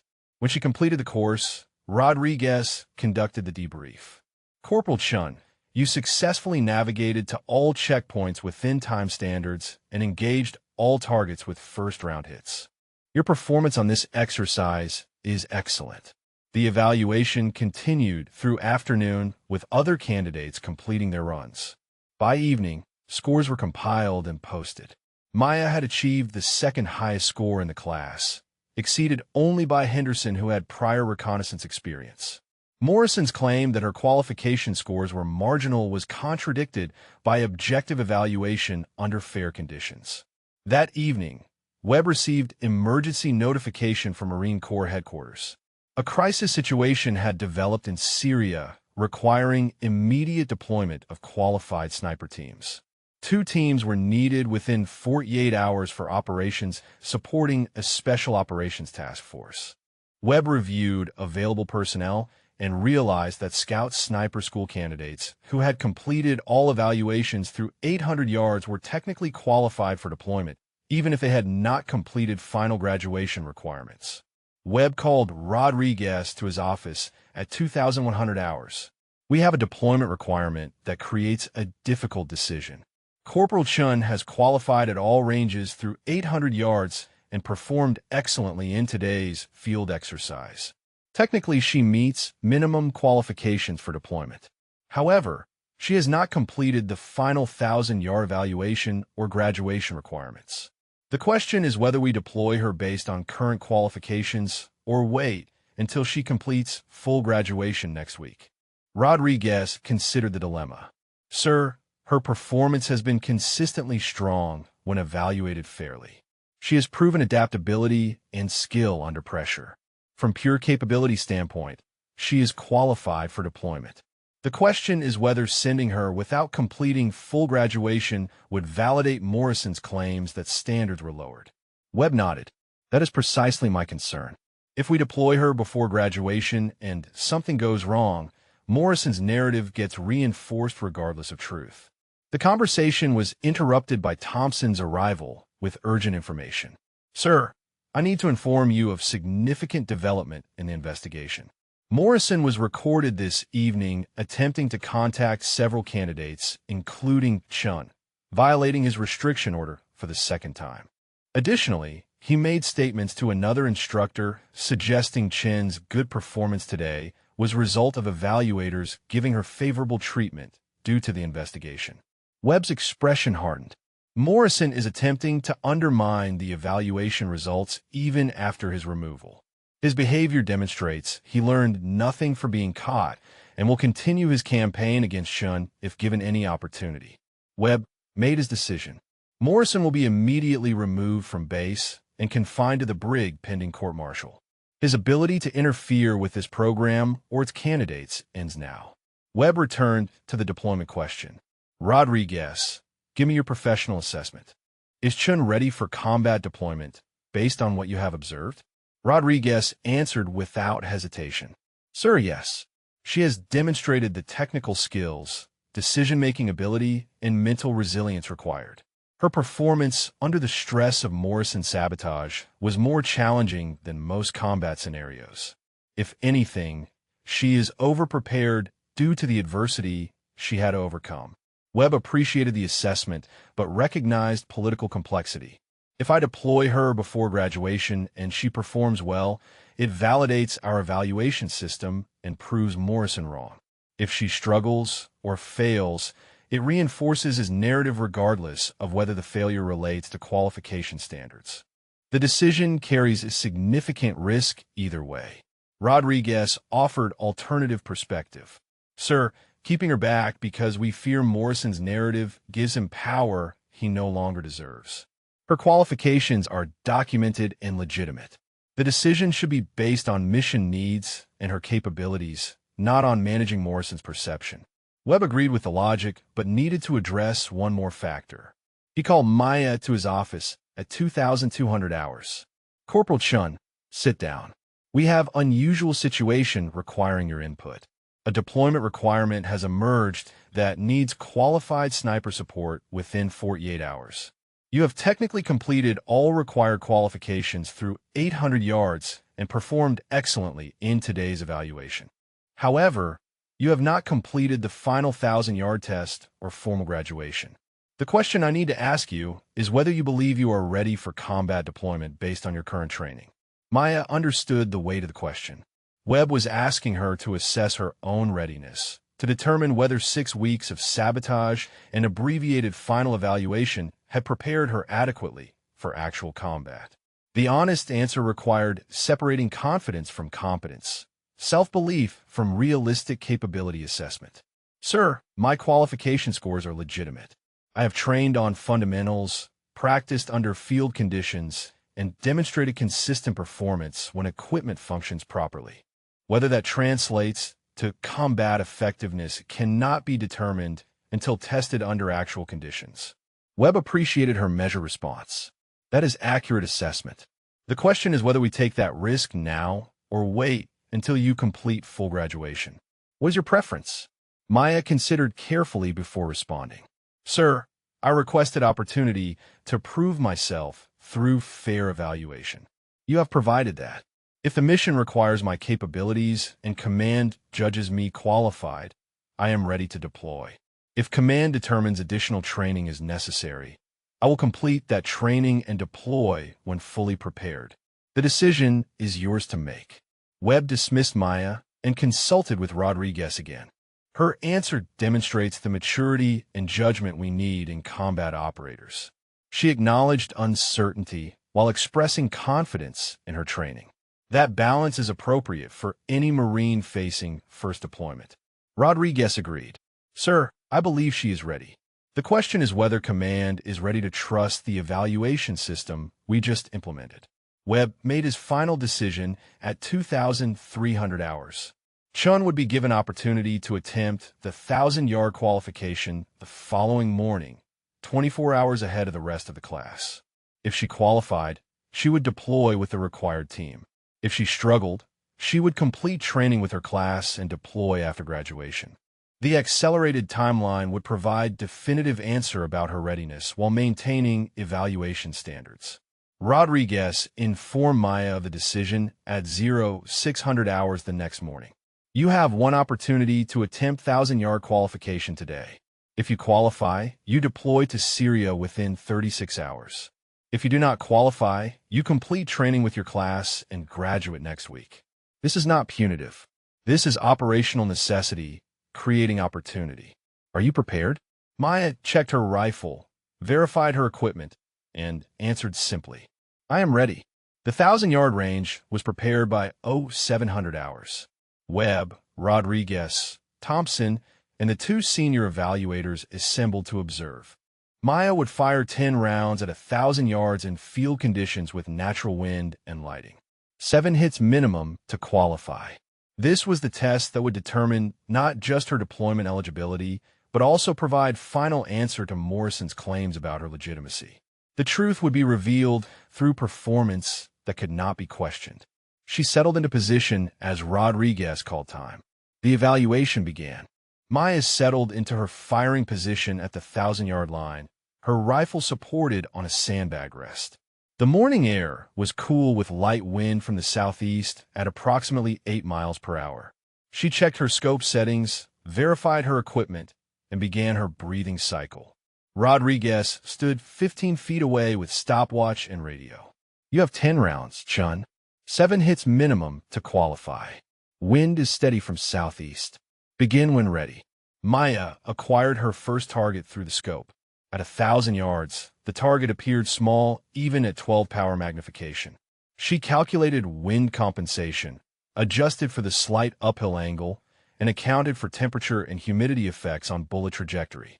Her grandfather's journal had described similar calculations for his longest shot in North Africa. The mathematics were identical across 80 years. First shot. The trigger broke cleanly and the rifle recoiled into her shoulder. The round's flight time at 1,000 yards was approximately 1.4 seconds. Maya maintained her position and watched through the scope. The target indicator showed hit, slightly right of center mass, but well within the scoring zone. Rodriguez marked it on her clipboard. 1 for 1. Maya made a minor windage correction and prepared her second shot. The wind had shifted slightly, now quartering from the southeast at maybe 9 miles per hour. She adjusted her hold and fired. The second round impacted left of center, another scoring hit. Rodriguez confirmed. 2 for 2. Webb watched from the observation tower through spotting scope. Thompson beside him documenting the evaluation with video camera. Third shot. Maya's breathing was controlled, her heart rate steady despite the pressure of accelerated evaluation and deployment timeline. The round found center mass. 3 for 3. Rodriguez's voice remained neutral and professional, providing only factual confirmation of each impact. The lack of encouragement or criticism was itself a form of respect, treating Maya as a qualified operator rather than a struggling candidate needing support. Fourth shot. The wind gusted slightly as Maya squeezed the trigger. The round impacted high and right, still within the scoring zone, but showing the effect of the gust. 4 for 4. Maya noted the wind change and waited for conditions to settle before proceeding. Patience at long range was as important as accuracy. Rushing shots into unfavorable conditions wasted ammunition and created unnecessary misses. Fifth shot. Wind settled back to steady southeast. Maya compensated and fired. Center mass hit. 5 for 5. She had already exceeded the minimum 7 hits requirement with 5 rounds remaining, but the goal was not minimum qualification. The goal was demonstrating capability beyond question. Morrison had claimed her scores were marginal. She would prove otherwise through performance that left no room for reinterpretation. Sixth shot. Maya shifted her position slightly to relieve muscle tension, resettled, and reacquired her target. The round impacted slightly low but well within scoring zone. 6 for 6. Rodriguez marked it without comment. The two senior evaluators exchanged glances in the observation tower. Webb noted their reaction and asked for their assessment. One instructor responded that Chen's performance was exceptional, particularly given the accelerated timeline and pressure of deployment evaluation. Seventh shot. Maya's focus narrowed to scope reticle, wind flags, and trigger control. Everything else ceased to exist. The round found center mass. 7 for 7. She had now met minimum qualification with 3 rounds remaining. Rodriguez provided confirmation and reminded her she had 3 remaining rounds if she chose to continue. Maya chose to fire all 10 to complete the full string and establish her capability definitively. Eighth shot. A cloud passed over the sun, changing lighting conditions slightly. Maya waited for her eyes to adjust to the reduced illumination, then fired when conditions stabilized. High center mass hit. 8 for 8. Webb noted in his evaluation comments that Chen demonstrated proper patience and environmental awareness, firing only when conditions favored success rather than rushing through remaining rounds. Ninth shot. Maya felt fatigue beginning to affect her muscles after holding position for extended period. She took a moment to stretch carefully without disturbing her rifle setup, then resettled into position. The round impacted right of center. 9 for 9. 1 round remaining. Perfect score was achievable, but not necessary. The question was whether to take the final shot immediately or wait for optimal conditions. Maya decided to wait. The wind had picked up slightly, gusting irregularly. She held position and monitored conditions for approximately 2 minutes until the wind settled back to steady state. Rodriguez did not rush her or impose time pressure. The evaluation was about capability under field conditions, not artificial time constraints. When Maya judged conditions favorable, she fired her final round. Center mass hit. 10 for 10. Rodriguez called ceasefire and walked to the firing line. Corporal Chun, perfect score. 10 hits at 1,000 yards. You are qualified for deployment. Maya cleared her rifle and stood, her legs stiff from holding position. Rodriguez extended her hand. That was exceptional shooting under pressure. Webb and the evaluation team are impressed. Maya accepted the handshake and the recognition, feeling validation that 6 weeks of struggle had produced. Webb descended from the observation tower and approached Maya directly. Corporal Chun, your performance today was outstanding. Based on this evaluation and your complete training record, you are cleared for immediate deployment to Syria. You will depart Quantico at 1800 hours today, link up with your team at Ramstein Air Base in Germany, and proceed to operational theater within 48 hours. Congratulations on your qualification. Maya felt the weight of the announcement. 48 hours from training environment to combat deployment. The accelerated timeline was unusual but necessary given operational requirements. She acknowledged Webb's orders and departed to prepare her equipment and personal affairs for deployment. Rodriguez walked with her toward the barracks. You should be proud of what you accomplished. 10 for 10 at 1,000 yards on your first attempt is remarkable shooting by any standard. Maya appreciated the recognition, but felt uncertainty about combat readiness. Training range performance did not guarantee success under actual combat conditions where targets shot back and consequences of failure were measured in lives rather than scores. Rodriguez seemed to sense her concern. You have the technical skills. The rest comes from experience that no amount of training can provide.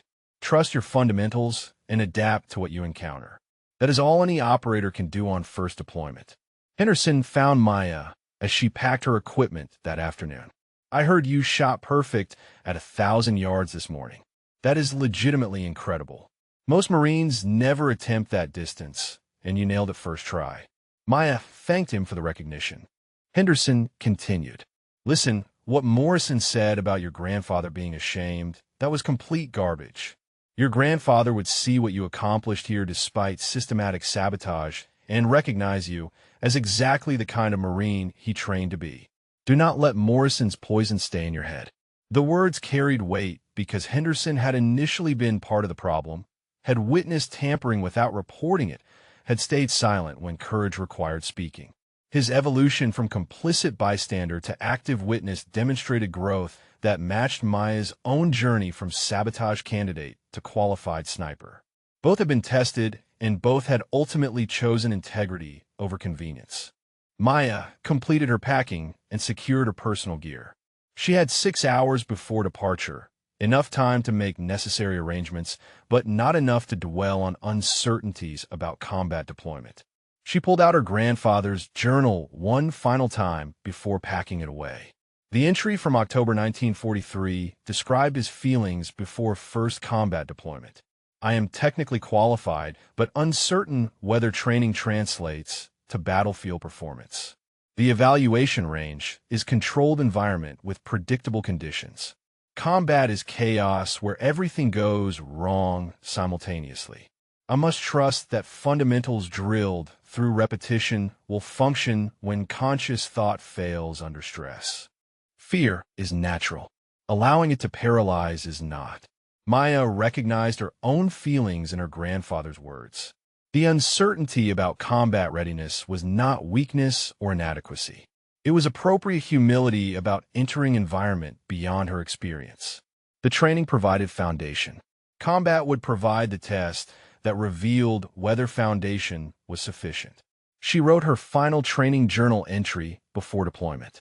Qualified at 1,000 yards with perfect score. Deploying to Syria in 6 hours. Morrison's sabotage is now historical fact rather than current obstacle. His claims about my inadequacy are contradicted by documented performance. The question that remains is whether training performance translates to combat effectiveness. Grandfather wrote that fear is natural, but paralysis is not. I am afraid of failing, of not measuring up when lives depend on my skills, of proving Morrison partially right despite his improper methods. But fear does not equal inability. I am qualified, trained, and as prepared as 6 weeks of intensive instruction can make any Marine. The rest will be revealed through performance under actual conditions. Rodriguez conducted final deployment briefing for Maya and the other Marine being sent to Syria, a veteran sniper named Staff Sergeant Marcus Williams with 3 previous deployments. Williams would serve as team leader with Maya as his partner. The mission profile involved providing overwatch and precision fire support for Special Operations ground units, conducting counterterrorism operations in eastern Syria. Threat environment included enemy snipers, so the assignment carried significant risk. Williams pulled Maya aside after the briefing. I reviewed your qualification scores. Perfect at 1,000 yards on first attempt is impressive. However, combat is different animal from range work. Stay close to me, follow my lead, and speak up if you see anything I miss. 2 sets of eyes are better than 1, but only if you communicate what you observe. Do not hold back because I am senior or more experienced. Good partner challenges assumptions and provides independent assessment. Maya acknowledged the guidance and appreciated Williams, treating her as capable partner rather than inexperienced liability. Webb conducted final meeting with Maya before her departure. Corporal Chun, you're deploying under unusual circumstances. Your graduation from Scout Sniper School is technically incomplete. However, your qualification scores and demonstrated capabilities justify this deployment. When you return, assuming successful mission completion, you will participate in formal graduation ceremony with your class. Your performance in theater will be closely watched, not because of doubts about your abilities, but because you represent change in this program and in the Marine Corps. Maya understood the additional pressure. Her combat performance will be evaluated not just on individual merit, but as referendum on whether women could succeed in sniper roles. The unfairness of that burden was obvious but unchangeable. She would carry it regardless of whether she accepted it. Webb continued, do not let political dimension of your deployment affect your tactical decisions. Focus on mission, trust your training, and come home safe. The rest will take care of itself. Maya departed Quantico at 1800 hours in a military transport vehicle heading to Andrews Air Force Base for the first leg of her journey to Germany and then Syria. Rodriguez watched the vehicle depart and returned to her office to complete the documentation of Maya's accelerated qualification and deployment authorization. The paperwork would be scrutinized given the unusual circumstances, but the evaluation records were thorough and defensible. Morrison sat in the brig awaiting his court-martial hearing, aware through informal channels that Chun had shot perfect score at 1,000 yards and been cleared for immediate combat deployment. The news contradicted his assessment of her capabilities, but he interpreted it through his existing beliefs. Political pressure had resulted in favorable evaluation conditions and deployment that would expose her inadequacy under actual combat stress. His narrative remained intact despite mounting evidence that his fundamental assumptions were wrong. Thompson completed his investigation report that evening, documenting systematic sabotage over 4 years affecting 18 female candidates, with 0 graduates during Morrison's tenure. The report recommended court-martial for Morrison, administrative action against Davis for enabling environment, and comprehensive policy reforms for Scout Sniper School.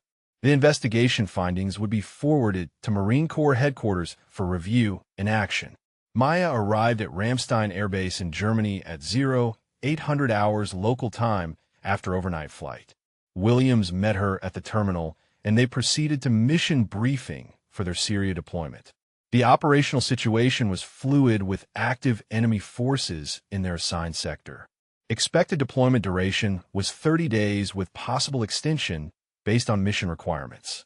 They would depart for Syria in 12 hours, barely enough time to rest and prepare equipment before entering combat theater. Williams conducted equipment check with Maya, verifying her rifle, optics, ammunition, and support gear met standards for the mission. Everything was in order. Williams seemed satisfied with her preparation. You are well organized and your gear is properly maintained. That indicates good professional habits. We will get along fine if you maintain that standard. Maya appreciated his matter-of-fact approach, evaluating her based on observable behavior rather than assumptions about her gender or inexperience. The 12 hours passed quickly. At 2000 hours local time, Maya and Williams boarded a C-130 transport aircraft for the flight into Syria. The reality of combat deployment settled over Maya as the aircraft lifted off. Within hours, she would be in active combat zone, where her training would be tested under conditions that determined whether she truly belonged in this role. Morrison's ghost followed her even now, his claim about her inadequacy whispering doubt that only performance could silence. The test was coming. She was as ready as training could make her. The rest would be revealed. The C-130 landed at a forward operating base in eastern Syria at 0300 hours local time. Maya and Williams were met by a special operations liaison officer who briefed them on the current tactical situation. Enemy forces controlled sections of the surrounding city and had been conducting attacks against coalition positions. Intelligence indicated the presence of at least 2 enemy sniper teams operating in the urban terrain. Williams and Maya were assigned to an overwatch position on a 5-story building overlooking a marketplace that served as a key intersection for coalition patrols. Their mission was to provide security for Marine infantry conducting presence patrols through the area. The threat assessment indicated high probability of enemy contact. They had 30 minutes to reach their position and establish overwatch before the patrol departed. The climb to the rooftop position was conducted in darkness using night vision equipment. Maya carried her rifle, ammunition, water, and observation equipment weighing approximately 60 pounds total. The stairs were narrow and debris-filled, requiring careful movement to avoid noise that might alert enemy observers. Williams led the way with Maya following at 3-meter interval. They reached the rooftop and Williams selected their position behind a low wall that provided protection while allowing observation of the marketplace below. The position offered good fields of fire covering approaches from multiple directions. Williams set up his rifle facing north while Maya covered the eastern sector. They had 15 minutes before the patrol entered their overwatch area. Williams conducted final communications check with the patrol leader on secure radio. All elements were in position and ready. The patrol would move through the marketplace using a route that kept them within Maya's and Williams's observation range. Any threats that developed would be engaged by the sniper team, if range and angle permitted. The patrol consisted of 14 Marines moving in 2 squads. At 0445 hours, the patrol entered the marketplace. Maya tracked their movement through her scope, scanning ahead of their position for potential threats. The marketplace was mostly empty at this early hour with only a few civilians visible. The patrol moved cautiously, maintaining proper spacing and security. Williams monitored the radio traffic while scanning his sector. Maya observed a figure on a rooftop approximately 600 yards to the east. The figure was moving deliberately and appeared to be carrying something that could be a weapon. She reported the observation to Williams, who shifted his scope to verify. The figure took position behind a wall and raised what was clearly a rifle. Williams immediately radioed the patrol. Contact east, rooftop level, 600 yards from your position. Sniper setting up. The patrol took cover in the marketplace as Williams prepared to engage the target. Maya kept her scope on the enemy sniper, providing continuous observation. Williams fired. The round impacted the wall near the enemy position, forcing the sniper to duck behind cover. The enemy sniper relocated to a different position and resumed his setup. Williams fired again with similar result, suppressing but not neutralizing the threat. The enemy sniper was using good cover and presenting minimal target profile. Williams's suppressive fire was effective, but a clean shot was difficult from his angle. Maya realized that her eastern position provided better angle on the enemy sniper's location. She called to Williams. I have better angle from my position. Request permission to engage. Williams assessed the situation quickly. You have the shot? Maya confirmed. Clear sight picture, 612 yards, wind negligible. Williams made the decision. Take the shot. Maya settled into her firing position, controlled her breathing, and acquired the target through her scope. The enemy sniper was partially exposed, leaning around cover to acquire the patrol below. Maya calculated her hold, placing her reticle on center mass of the visible portion. The fundamentals drilled through 6 weeks of training executed automatically despite the pressure of first combat engagement. She squeezed the trigger. The rifle recoiled, and Maya maintained her position to observe impact. Through her scope, she saw the enemy sniper jerk backward and collapse out of view behind the wall. Williams confirmed the hit through his spotting scope. Target down. Good shot. The patrol resumed movement through the marketplace with the immediate threat neutralized. Maya's heart rate elevated with adrenaline, but her hands remained steady. First combat engagement at 600 yards with successful target elimination. The shot validated her training and proved her capability under actual combat conditions. Williams provided brief acknowledgement over their internal radio. Clean execution under pressure. That is what combat shooting requires. Maya acknowledged and returned her focus to scanning her sector for additional threats. The patrol continued through the marketplace without further incident and returned to base at 0630 hours. Williams and Maya maintained their overwatch position for another hour as additional patrols moved through the area, then received clearance to return to base. The climb down from the rooftop felt different than the climb up. Maya had deployed as a qualified but untested operator. She was returning as a combat-proven sniper with confirmed engagement. The debrief was conducted at 0800 hours with the patrol leader, Williams, Maya, and the Special Operations Commander present. The patrol leader confirmed that the enemy sniper had them targeted and posed immediate threat when Maya eliminated him. The engagement prevented potential casualties and allowed the patrol to complete its mission. The commander thanked both snipers for effective overwatch and particularly acknowledged Maya's shot under first combat conditions. Williams provided his assessment to the commander. Corporal Chun performed exactly as trained. She identified the threat, communicated effectively, and executed a clean 600-yard shot under combat pressure. Her performance met every standard expected of a qualified sniper. The commander made notes and indicated the engagement would be documented in official after-action reports.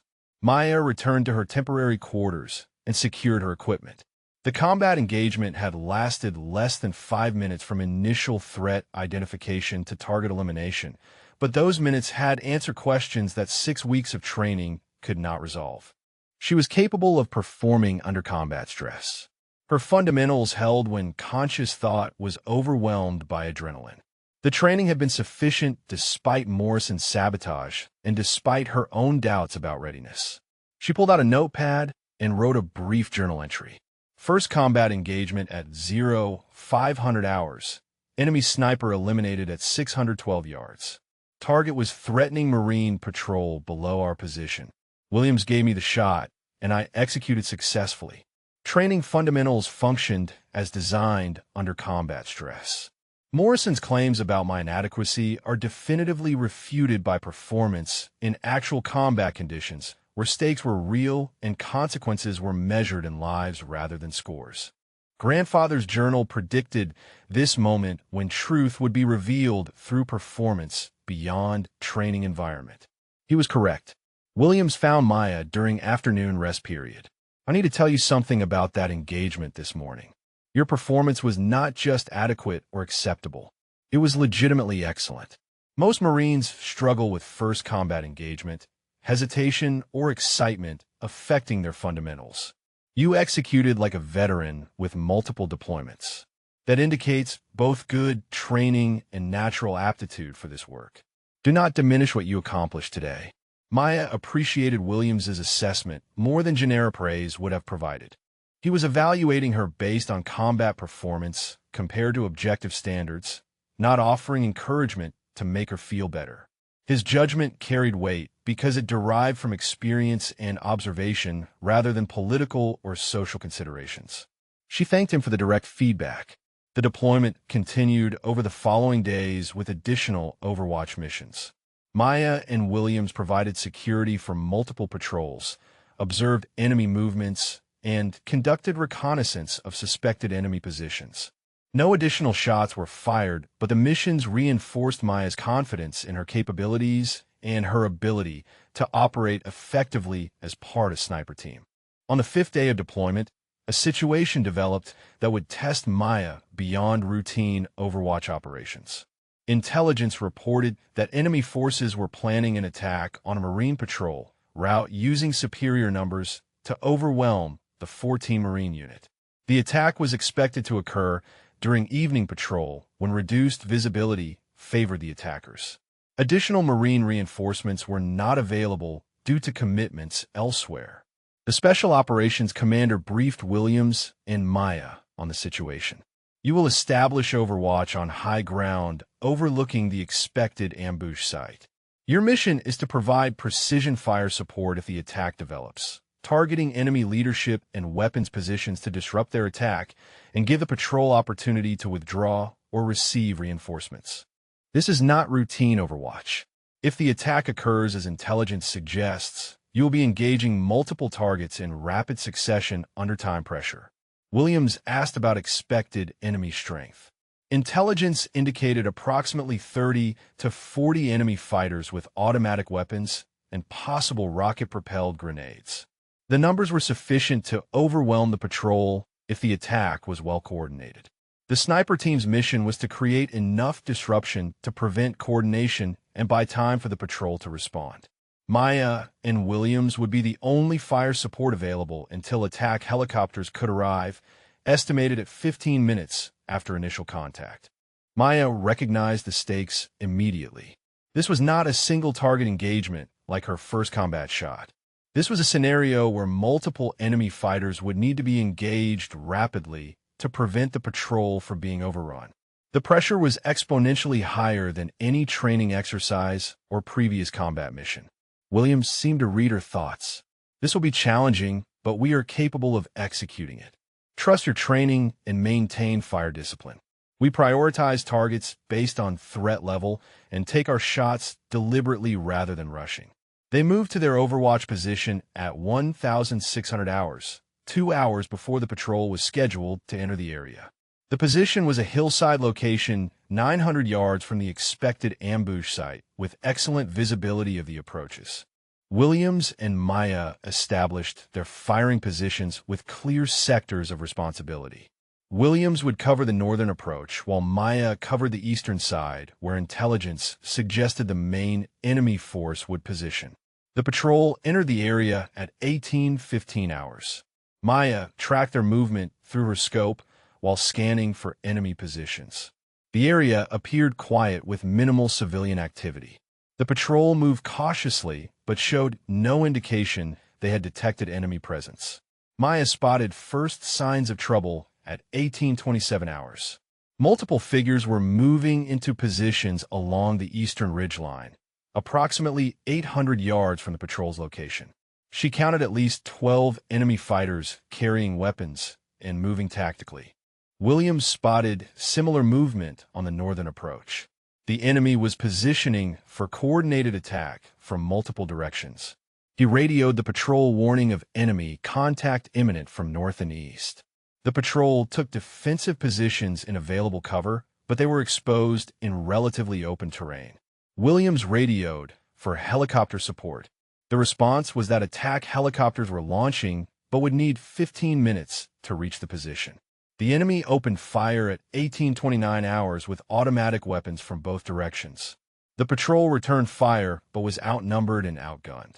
Williams immediately engaged an enemy fighter who appeared to be directing the northern group. Maya identified a similar figure on the eastern ridge, coordinating the attack from that direction. She calculated range at 820 yards, adjusted for wind and slope, and fired. The enemy leader collapsed. Williams fired again on the northern side, eliminating another fighter. Maya shifted to her next target, an enemy fighter with a rocket-propelled grenade launcher. The range was 840 yards, and the target was moving. She led the target slightly and fired. Hit. The threat was neutralized before he could fire on the patrol. Williams was engaging targets methodically on his side, his shots coming at 5 to 7 second intervals. Maya continued scanning for priority targets. An enemy heavy machine gun opened fire from a position Maya had not previously identified, 900 yards distant behind rock cover. The machine gun was suppressing the patrol and preventing them from maneuvering. Maya could see the muzzle flash and occasional glimpses of the gunner. It was an extremely difficult shot at maximum range through limited exposure. Williams called to her, "Can you reach that machine gun position?" Maya confirmed she could attempt it, but the shot would be at the edge of her effective range with minimal target profile. Williams made the call. "Take the shot when you have opening." Priority target. Maya focused on the machine gun position and waited for the gunner to expose himself for reloading or barrel change. 30 seconds passed. 40 seconds. The muzzle flash continued. Then the machine gun paused, presumably for barrel change or reload. The gunner shifted position slightly, presenting better profile. Maya calculated a 910-yard shot with crosswind, adjusted her hold, and fired. The machine gun went silent. Williams confirmed through his spotting scope. Machine gun neutralized. Outstanding shot. Maya shifted back to scanning for additional threats. The enemy attack was beginning to falter as their leadership and heavy weapons were systematically eliminated. The patrol was holding position and returning effective fire. Williams continued engaging targets on the northern approach while Maya covered the eastern side. At 1841 hours, 12 minutes after the initial attack helicopters arrived overhead and began engaging enemy positions with rockets and cannon fire. The remaining enemy fighters broke contact and retreated. The patrol was intact with 2 wounded, but no fatalities. Williams and Maya had fired a combined 18 rounds, eliminating 12 enemy fighters, including 3 leaders and 2 heavy weapons positions. The precision fire support had disrupted the enemy attack and prevented the patrol from being overrun during the critical minutes before helicopter support arrived. The patrol leader radioed his thanks to the sniper team. "You saved our lives up there. We were about to be overrun when you took out their leaders and that machine gun." Maya and Williams acknowledged and prepared to displace from their position as enemy forces might attempt to locate and engage them following the failed attack. They moved to alternate position and awaited clearance to return to base. Williams provided assessment during their movement. "You just conducted combat shooting at the highest level under maximum pressure. 900-yard shot on a partially concealed target with friendly forces in danger. That is expert-level execution." Maya felt exhausted from adrenaline and sustained focus, but also validated. The impossible scenario that training could only approximate had occurred, and she had performed successfully. Morrison's ghost was finally silenced by undeniable proof of capability under conditions that exceeded any evaluation standard. The Special Operations Commander summoned Williams and Maya to his operations center at 0900 hours the morning after the ambush engagement. The commander reviewed the after-action reports and helmet camera footage from the patrol that had been pinned down. The video clearly showed the moment the enemy machine gun fell silent, followed by the patrol's ability to maneuver and hold position until helicopter support arrived. Commander addressed Williams and Maya directly. "Your performance yesterday prevented what would have been catastrophic casualties. Intelligence assessment indicates the enemy planned to overrun that patrol and parade captured Marines for propaganda purposes. Your precision fire disrupted their coordination and eliminated their leadership at critical moment. This engagement will be documented in formal commendations for both of you." The commander continued with specific focus on Maya. "Corporal Chun, your 910-yard shot on that machine gun position was remarkable shooting under extreme pressure. The patrol leader credits that single shot with saving his entire unit. I am recommending you for Bronze Star with Combat V device for valor under fire. Additionally, this engagement has drawn attention from higher command levels. Marine Corps Headquarters has requested detailed briefing on your performance, given your unique circumstances as first female sniper deployed from Scout Sniper School. Maya felt weight of the attention. Her combat performance was being evaluated not just on tactical merit, but as evidence in larger institutional debate about women in combat roles. The unfairness of that burden remained, but was now accompanied by undeniable proof of capability. Williams interjected. Sir, Corporal Chin's performance yesterday was exceptional by any standard regardless of gender. She executed expert-level combat shooting that would be remarkable for a sniper with multiple deployments. Her circumstances should not overshadow the objective quality of her performance. The commander agreed. That is exactly the point I will make to headquarters. Chin performed at expert level under maximum pressure. Her gender is irrelevant to her tactical effectiveness. The engagement speaks for itself. However, the institutional attention means both of you will be interviewed extensively when you return to Quantico. Your statements will be scrutinized and used to inform policy decisions about women in sniper roles. After the briefing concluded, Williams and Maya returned to their quarters. Williams provided his perspective on the attention Maya would face. The headquarters' interest is both opportunity and burden. Your combat success validates the evaluation system that qualified you and disproves Morrison's claims. However, you will now be treated as representative of all women in combat rather than as individual Marine. That pressure is unjust, but unavoidable. My advice is to focus on facts and let your performance record speak for itself. Maya appreciated the guidance. She understood that her individual achievement would be interpreted through lens of gender politics regardless of her preferences. The attention would create pressure for future female candidates who would be compared to her performance as new standard. The responsibility felt heavy, but she accepted it as consequence of being first. The deployment continued with several more Overwatch missions over the following week. Maya and Williams provided security for additional patrols without further major engagements, though they did conduct reconnaissance and observation missions that provided valuable intelligence on enemy movements. Maya's confidence in her capabilities grew with each mission as combat experience reinforced her training. On the 12th day of deployment, intelligence identified an enemy sniper operating in a sector that had caused multiple coalition casualties. The enemy sniper was highly skilled and had evaded previous attempts to locate and eliminate him. Special Operations requested Williams and Maya to conduct counter-sniper mission, locating and engaging the enemy sniper before he could inflict additional casualties. The mission required patience and fieldcraft beyond the direct action engagements Maya had previously conducted. Williams explained the approach. Counter-sniper work is different from Overwatch or direct support. We are hunting another trained sniper who knows we are coming and will be actively trying to locate us while we search for him. This becomes a chess match where first person to make a mistake dies. Your fundamentals need to be perfect, and your observation skills need to detect subtle signs of concealed position.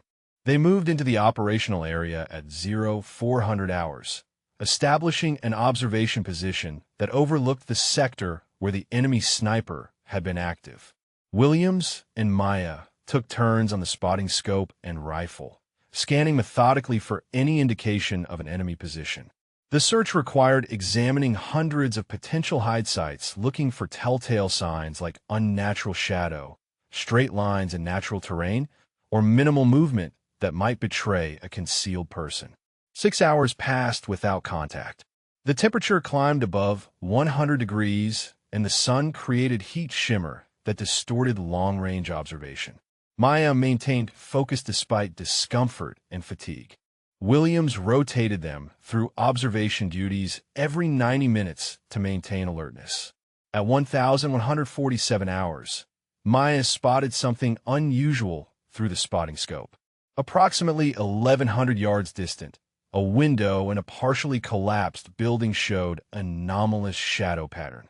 The shadow appeared slightly darker than surrounding windows and had faint geometric shape that might be a rifle barrel. Maya called Williams's attention to the position. He studied it through his scope for several minutes before confirming her observation. That could be our target. The position has good fields of fire covering the road where previous casualties occurred. Range is extreme, but within capability if wind cooperates. Williams assessed the tactical situation. If that is our enemy's sniper, he is watching the road for targets and may not be observing our direction. We have opportunity for first shot advantage, but range is at edge of our equipment capability, and we will only get one attempt before he relocates. The question is whether we are certain enough about target identification to take that shot. Maya studied the position again. The shadow pattern was consistent with a rifle position for observation. The location matched the tactical profile of previous attacks.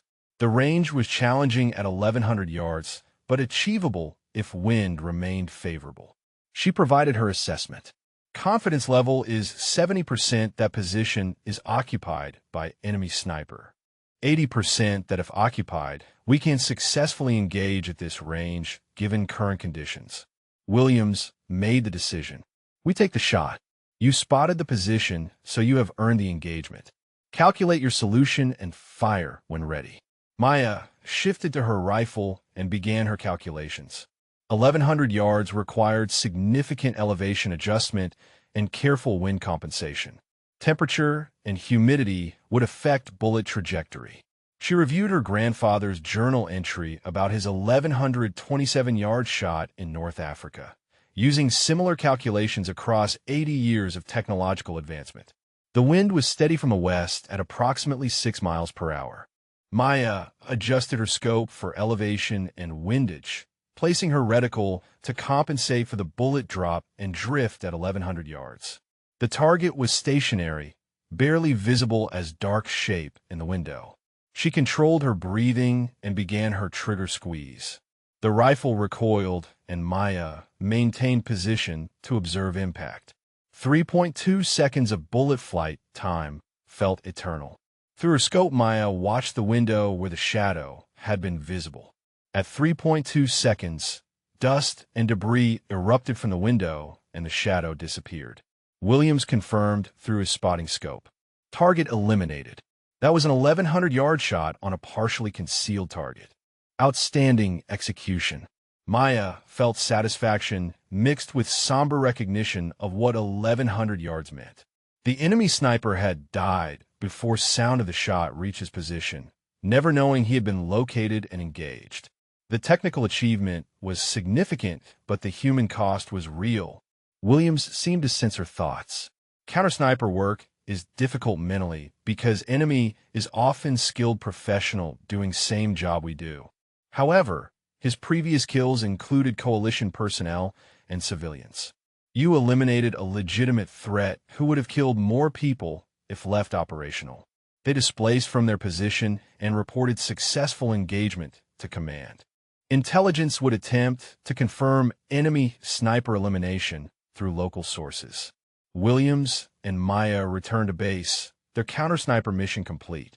The engagement brought Maya's confirmed combat eliminations to 14 enemy fighters over 12 days, including her 1,100-yard counter-sniper shot. The Special Operations Commander briefed them that evening. Intelligence confirms elimination of enemy sniper who was responsible for 7 coalition casualties over previous 3 weeks. Your counter-sniper operation was successful and has removed significant threat from that sector. Additionally, I have been informed that your deployment will conclude in 3 days. Marine Corps Headquarters has requested your return to Quantico for formal graduation ceremony and extensive debriefing on your combat performance. Maya felt mixed emotions about returning. The deployment had validated her capabilities and silenced doubts about her readiness for combat operations. However, returning meant facing institutional attention and political scrutiny that came with being first female scout sniper school graduate. Williams provided his final assessment. You deployed as qualified but unproven operator. You are returning as combat veteran with confirmed engagements at ranges up to 1,100 yards under pressure. That performance record speaks for itself regardless of what politics surround your graduation. The final 3 days of deployment involved transition briefings and equipment inventory. Maya documented her combat experiences in her journal, recording the engagements, lessons learned, and personal growth that came from combat experience. She wrote about Morrison's sabotage seeming distant and irrelevant compared to actual combat, where enemy forces provided legitimate test of capability rather than manufactured obstacles designed to create failure.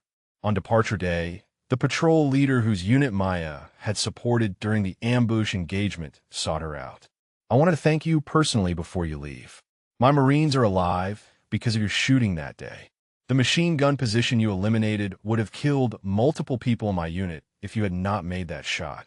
Whatever happens when you get back to Quantico, know that 14 Marines owe their lives to your performance under pressure." Maya appreciated the recognition from someone who had faced the consequences of her shooting. The gratitude for Marines she had protected in combat carried more weight than any evaluation score or qualification standard. She thanked the patrol leader and assured him his unit's professional performance under fire had made the sniper support effective. The mutual respect between combat veterans transcended rank or specialization. Williams provided final guidance before they departed. "When you return to Quantico, you will face interviews, briefings, and attention that may feel overwhelming. Remember that your combat performance is documented and undeniable. Let the facts speak." Morrison's sabotage is now footnote to story about first female graduate who deployed immediately and performed exceptionally in combat. The institutional attention will be intense but temporary. Your career extends beyond this moment. The flight back to Germany departed at 1,400 hours. Maya looked at the Syrian terrain passing below as the aircraft climbed, reflecting on 12 days that had transformed her from qualified candidate to combat-proven sniper. The deployment had answered every question that training could not resolve. She had performed under maximum pressure at extreme ranges against enemy forces that threatened friendly units. The vindication was complete and undeniable. Henderson had written to Maya during her deployment, forwarding the message through official channels. His letter acknowledged that her deployment, while the rest of the class was still completing graduation requirements, had caused significant discussion among candidates. Some viewed it as proof of her exceptional capability. Others suggested it represented special treatment due to the investigation. Henderson's own view was that her perfect score at 1,000 yards followed by immediate combat deployment spoke to legitimate exceptional performance. He also informed her that Morrison's court-martial was proceeding and that Davis had accepted administrative punishment, including forced retirement, rather than face formal proceedings. The Scout Sniper School had implemented new evaluation protocols, including independent equipment verification and multiple evaluators for all candidates. 3 women from previous years who had washed out under Morrison's tenure had returned for fair evaluation, and all 3 were progressing successfully through the program. Maya read Henderson's letter during the long flight back to Ramstein. The institutional changes represented progress, but came only after 18 women had been systematically sabotaged over 4 years. The cost of Morrison's bias was measured in destroyed careers and denied opportunities. Her own success could not undo that damage, but perhaps it could prevent similar injustice for future candidates. The responsibility to represent that change added weight to her already heavy burden of institutional attention. The aircraft landed at Ramstein at 2,100 hours local time. Maya and Williams had 8 hours before their connecting flight to the United States. Williams used the time to prepare Maya for what she would face at Quantico. Headquarters briefings would be formal and recorded. Her statements would be analyzed for policy implications. Media attention was likely given the historical significance of first female Scout Sniper School graduate deploying to combat and performing successfully. The attention would be uncomfortable but manageable if she stayed focused on facts rather than politics. Maya spent the layover time writing final deployment journal entry. 12 days in Syria, 14 confirmed eliminations, including counter-sniper engagement at 1,100 yards. Bronze Star recommended for combat performance. Returning to Quantico for graduation and institutional attention that comes with being first. Morrison's sabotage and claims about inadequacy are now historical curiosities contradicted by combat performance beyond dispute. Grandfather's legacy is honored through success achieved despite systematic obstacles. The question he posed in 1943 about whether future generations would face fair evaluation is partially answered. Progress is real but incomplete. The fight continues through example and performance that cannot be questioned or dismissed. Maya and Williams arrived at Quantico at 1,400 hours on a Thursday afternoon. A Marine Corps public affairs officer met them at the airfield with information that created immediate pressure. National media outlets had learned about Maya's combat deployment and performance. Requests for interviews have been flooding headquarters. The commandant of the Marine Corps wanted personal briefing on her Syria operations before any public statements were made. The public affairs officer explained the situation during transport to base headquarters. Corporal Chun, your story has become national news. First female Scout Sniper School graduate deploys immediately to combat and performs multiple engagements, including an 1,100-yard counter-sniper shot. The media narrative is focused on breaking barriers and proving capabilities. However, headquarters is concerned about managing this attention properly to avoid politicizing your achievement or creating unrealistic expectations for future female candidates. Maya understood the complexity. Her individual success was being interpreted as referendum on women in combat roles generally. The pressure to represent that issue well conflicted with her preference to be evaluated as individual Marine rather than symbol.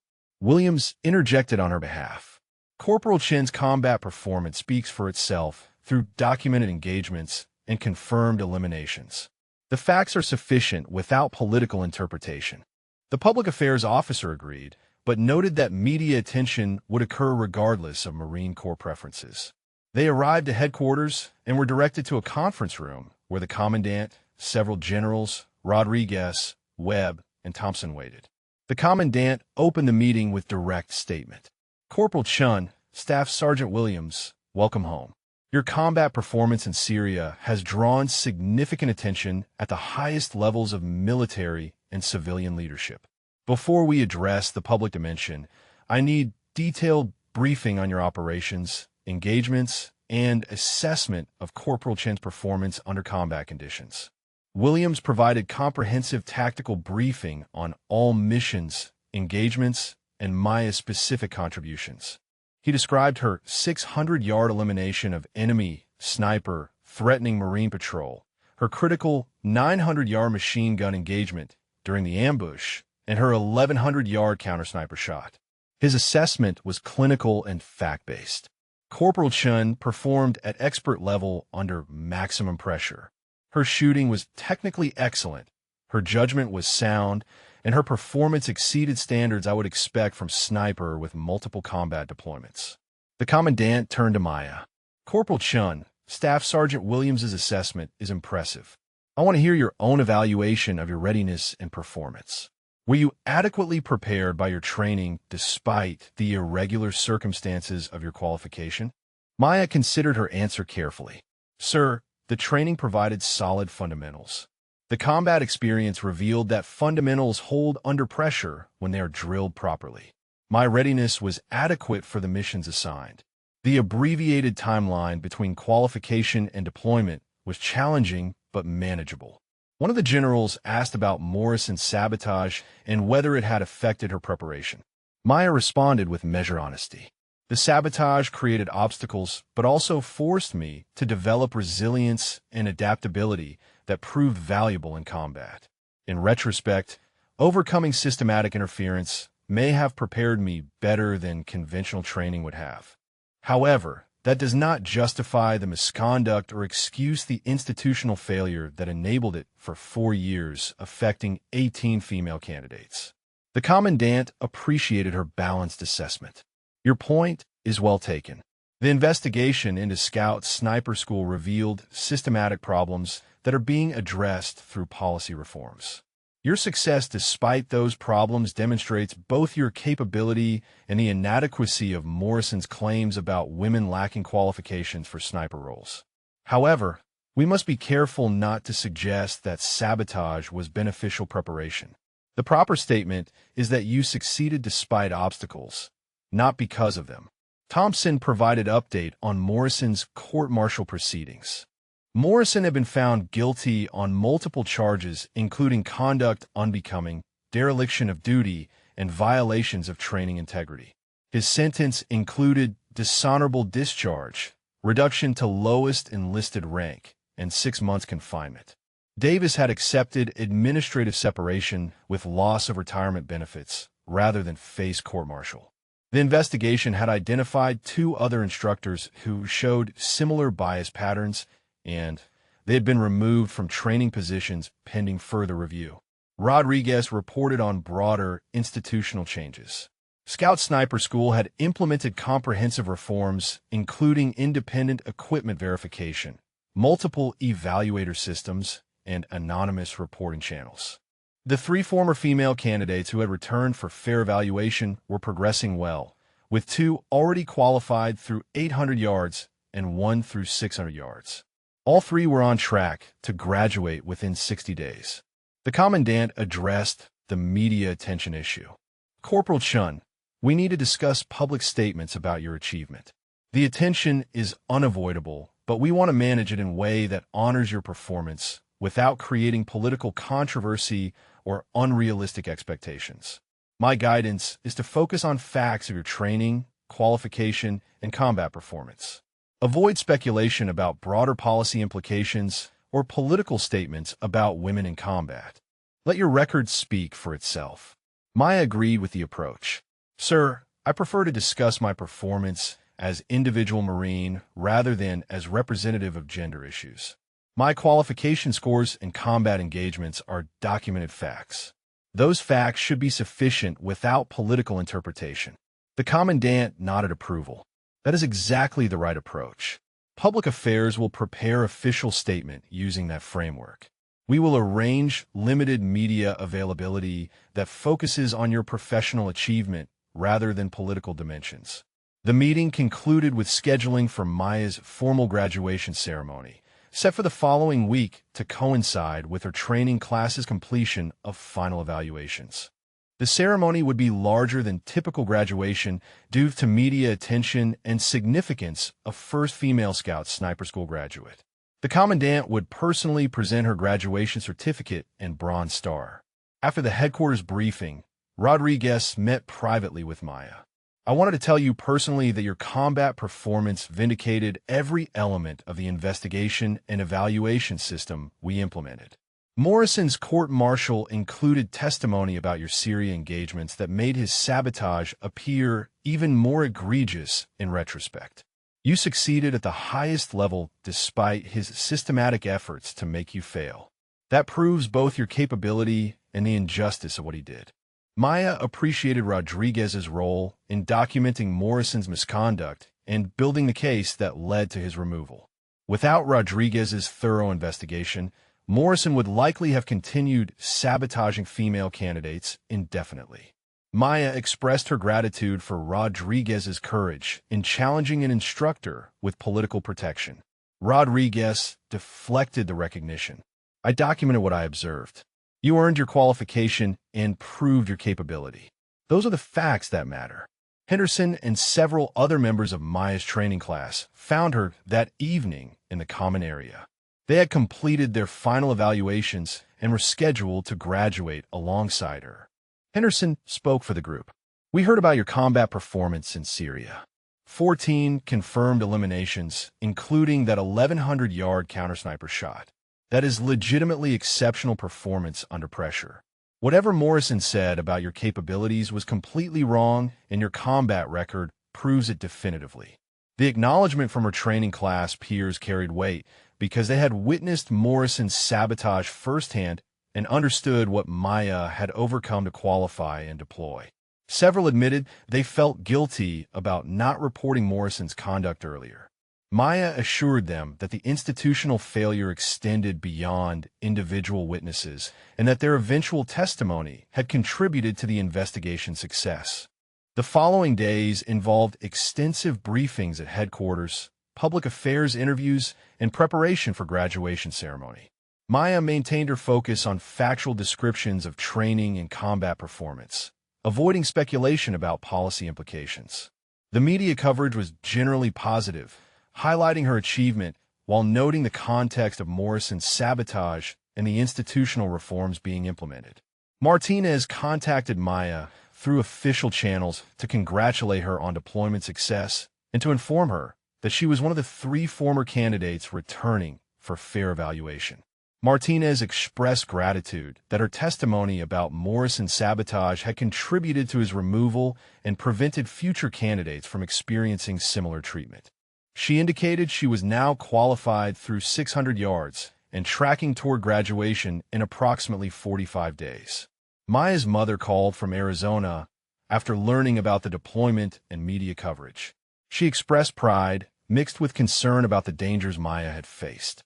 Maya assured her mother that the training had been adequate and that Williams had been an excellent team leader who helped her navigate first combat deployment successfully. Her mother revealed that she had kept Maya's grandfather's other documents, including letters he had written during World War II, describing his own experiences with discrimination and eventual acceptance. One letter particularly resonated. Written in November 1943, Maya's grandfather described making a long-range shot that saved fellow Marines under fire. He wrote that the combat success had finally silenced his critics who had questioned his qualifications based on ethnicity. The parallel to Maya's own experience was precise across 80 years. Combat performance had been required to definitively prove capability in both generations because prejudice could not be overcome through training performance alone. Maya spent the evening before graduation reviewing her journey from initial arrival at Scout Sniper School through combat deployment. 6 weeks of systematic sabotage, Morrison's removal, accelerated qualification, immediate deployment, and combat success at ranges exceeding training standards. The arc of the story demonstrated both individual resilience and institutional failure, personal achievement and systemic injustice. Her success could not erase the 18 women who had been denied fair opportunity over 4 years, but perhaps it could prevent similar injustice for future candidates. She wrote her final training journal entry before graduation. Tomorrow I graduate from Scout Sniper School as first female to complete program and deploy to combat. 14 confirmed combat eliminations, including 1,100-yard counter-sniper engagement, proved capabilities beyond dispute. Morrison's sabotage and claims about inadequacy are refuted by documented performance under maximum pressure. Institutional reforms are being implemented that should prevent future systematic bias. 3 women from previous years are progressing through fair evaluation and tracking toward graduation. The cost of this progress was measured in destroyed careers and denied opportunities for those who came before. Martinez and others faced Morrison's sabotage without the documentation or support that eventually enabled his removal. Their sacrifice created the conditions that allowed investigation to succeed and reforms to be implemented. My achievement rests on foundation of their struggles and testimony. The responsibility to honor that sacrifice through continued excellent performance and support for future female candidates is clear. Grandfather's question from 1943 about whether future generations would face fair evaluation is partially answered. Progress is real but incomplete. Each generation must fight similar battles against different manifestations of same prejudice. The weapons change from ethnicity to gender, but the underlying assumption that some people do not belong in certain roles persists. Combat performance remains the final arbiter that silences doubt, proving what training evaluation cannot fully establish. Truth is revealed when stakes are real and consequences are measured in lives rather than scores. Maya closed her journal and prepared her dress uniform for graduation. The ceremony would be formal with media coverage and high-ranking officers present. The attention was uncomfortable but unavoidable. She would focus on the facts of her performance and let the record speak for itself. Her grandfather's Medal of Honor citation hung in Scout Sniper School alongside her Bronze Star recommendation, creating visible legacy of 2 generations who proved their capabilities despite facing systematic doubt. The display honored both their individual achievements and the broader principle that competence transcends assumptions about who belongs in demanding roles.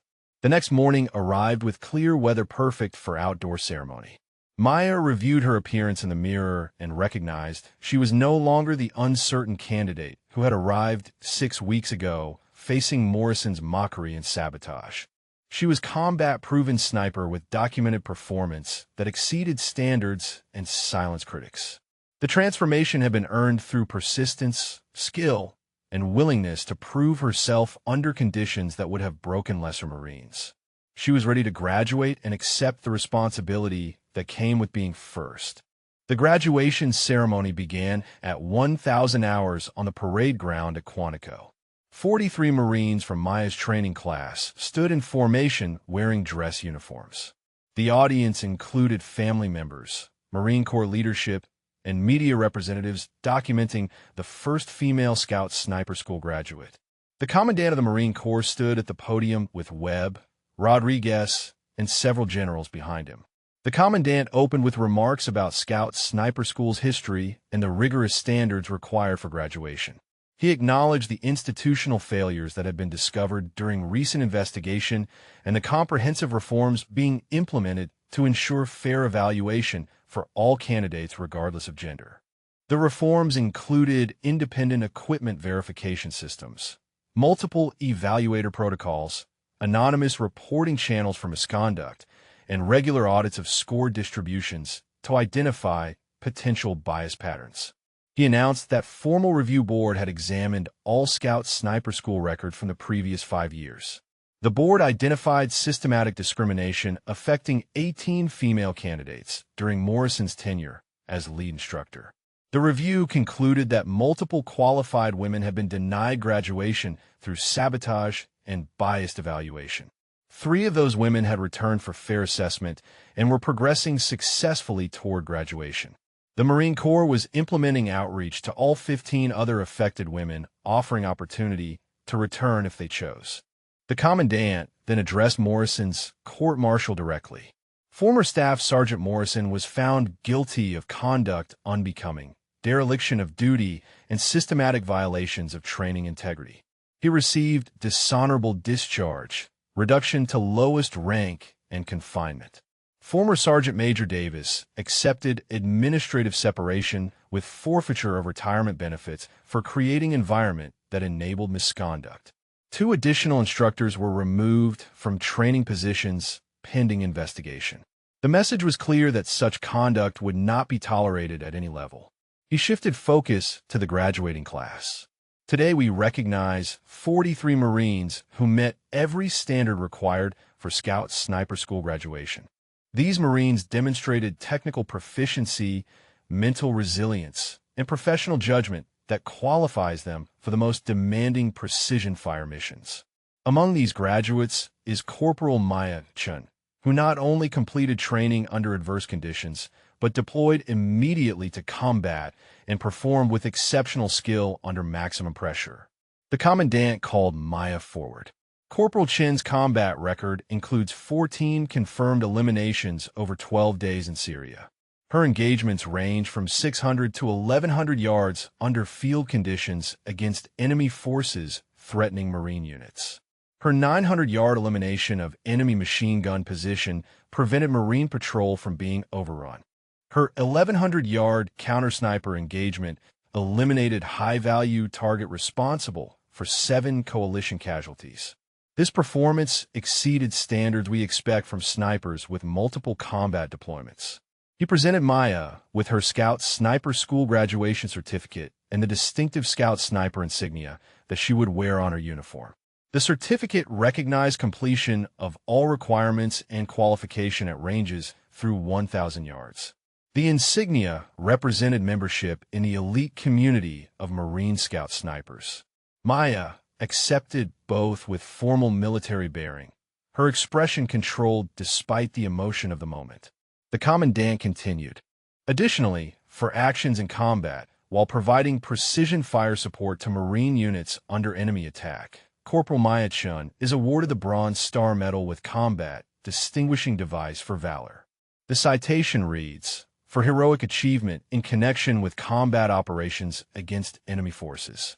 Corporal Chun distinguished herself by exceptionally meritorious conduct in the performance of outstanding services while serving as sniper team member supporting special operations forces in Syria. Under intense enemy fire and at extreme range, Corporal Chun eliminated multiple enemy positions, including machine gun emplacement, that was suppressing friendly forces. Her precision fire and tactical judgment under pressure directly prevented friendly casualties and enabled mission success. Her distinctive accomplishment reflects great credit upon herself and upholds the highest traditions of the Marine Corps and the United States Naval Service. He pinned the Bronze Star on Maya's uniform. The medal represented official recognition of combat performance beyond question. Maya saluted and returned to formation. The ceremony continued with recognition of other graduates and presentation of their certificates. Henderson received special recognition for highest academic scores in the class. Several other Marines were acknowledged for exceptional performance in specific training areas. After all graduates received their certificates, the Commandant made closing remarks. These 43 Marines represent the future of precision fire capability in the Marine Corps. They have earned their place through demonstrated competence and will serve with distinction in operational units worldwide. The reforms implemented following recent investigation will ensure that future candidates receive fair evaluation based solely on performance and capabilities. The Marine Corps is committed to fielding the most qualified snipers regardless of gender, background, or any factor other than proven ability. The ceremony concluded with dismissal of the formation. Family members and guests moved forward to congratulate the graduates. Maya's mother approached with tears visible, embracing her daughter and expressing pride mixed with relief that combat deployment had ended successfully. She carried a folder containing Maya's grandfather's letters and documents that she wanted to share. The folder included photographs of Master Sergeant James Chun receiving his Medal of Honor in 1945, letters describing his combat experiences and struggles with discrimination, and his own training journal for 1943, documenting experiences parallel to Maya's 8 decades later. One letter written to his daughter, Maya's grandmother, expressed hope that future generations would face less prejudice and more recognition based purely on capability. His hope was partially fulfilled through Maya's achievement, but the journey had required similar struggles across generational divide. Rodriguez found Maya during the reception following ceremony. I wanted to tell you that Martinez and the other 2 returning candidates watched the ceremony via video link. They specifically asked me to convey their congratulations and their appreciation that your success helped create opportunity for them to receive fair evaluation. Your achievement opened doors that had been closed to them. Maya felt emotional weight of that responsibility, but also satisfaction that her success had tangible positive impact beyond individual recognition. Webb approached with Thompson to offer their congratulations and provide update on investigation outcomes.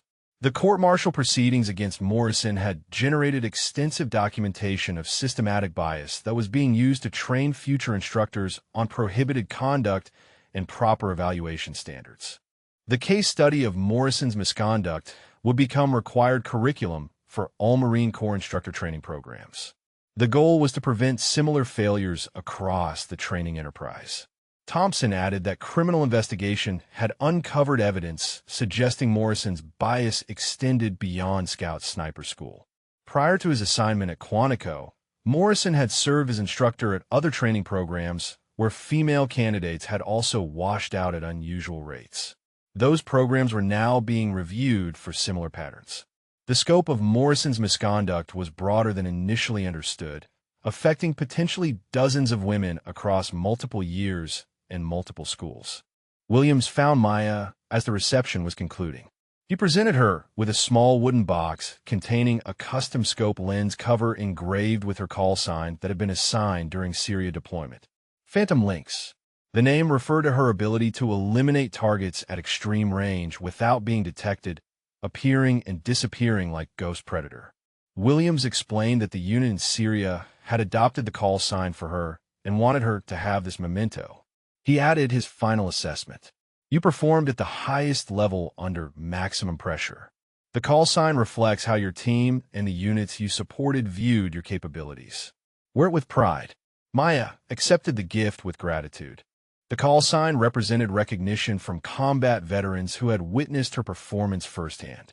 That recognition carried more weight than any formal award or public acclaim. She had proven herself to the people whose lives depended on her shooting. The validation was complete and unquestionable. Henderson approached with several other graduates from a class. They wanted to acknowledge that Maya's deployment success, while they completed final evaluations, had created complex feelings. Some initially felt her accelerated timeline represented special treatment. However, her combat performance at ranges exceeding training standards had eliminated any question about whether she deserved the opportunity. Henderson spoke for the group. Your 1,100-yard counter-sniper shot exceeded any engagement distance we achieved in training. That performance proves you were overqualified for deployment, not underqualified. Morrison was completely wrong about your capabilities, and your combat record proves it definitively. The recognition from peers who had witnessed Morrison's sabotage and her response meant significant validation. They understood the obstacles she had overcome and the pressure she had faced. Their acknowledgement that her success was earned rather than given carried weight because they had seen the full context. Maya thanked them and expressed appreciation for those who had eventually provided testimony that contributed to Morrison's removal. The public affairs officer found Maya to inform her that media representatives were requesting interviews. Maya had agreed to limited availability, focusing on factual description of training and combat performance. She conducted 3 brief interviews where she emphasized her qualification scores, combat engagements, and the institutional reforms being implemented. She avoided political statements about women in combat, letting her performance record speak for itself, as the commandant had advised. One reporter asked whether she felt pressure representing all women in combat roles. Maya responded with measured honesty. I represent myself as individual Marine who qualified for demanding specialty and performed successfully in combat. Other women will have their own experiences and their own performance records. The appropriate standard is individual capability demonstrated through evaluation and combat effectiveness, not group characteristics or assumptions. My success or failure reflects on me individually, not on women generally. The response aligned with her preference to be evaluated as individual rather than symbol, while acknowledging the broader context of her achievement. The reporter seemed satisfied with the answer and moved on to questions about specific combat engagements. Maya provided tactical descriptions without dramatic embellishment, treating her combat performance as professional execution of trained skills rather than heroic narrative. Evening came, and the formal ceremonies concluded. Maya returned to her quarters and updated her journal with final reflections on graduation day. Received Scout Sniper School Certificate and Bronze Star for combat performance. Recognized alongside 42 other graduates who qualified through legitimate evaluation. Grandfather's legacy honored through display, connecting his Medal of Honor to my Bronze Star across 80 years. Martinez and 2 other women are progressing through fair evaluation, tracking toward graduation within 60 days. 15 other women from previous years have been contacted with opportunity to return. Institutional reforms are being implemented, including independent equipment verification, multiple evaluators, anonymous reporting, and bias audits. Morrison received dishonorable discharge and confinement. Davis forfeited retirement. 2 other instructors removed from training positions. The accountability extends across multiple levels, demonstrating commitment to preventing future misconduct.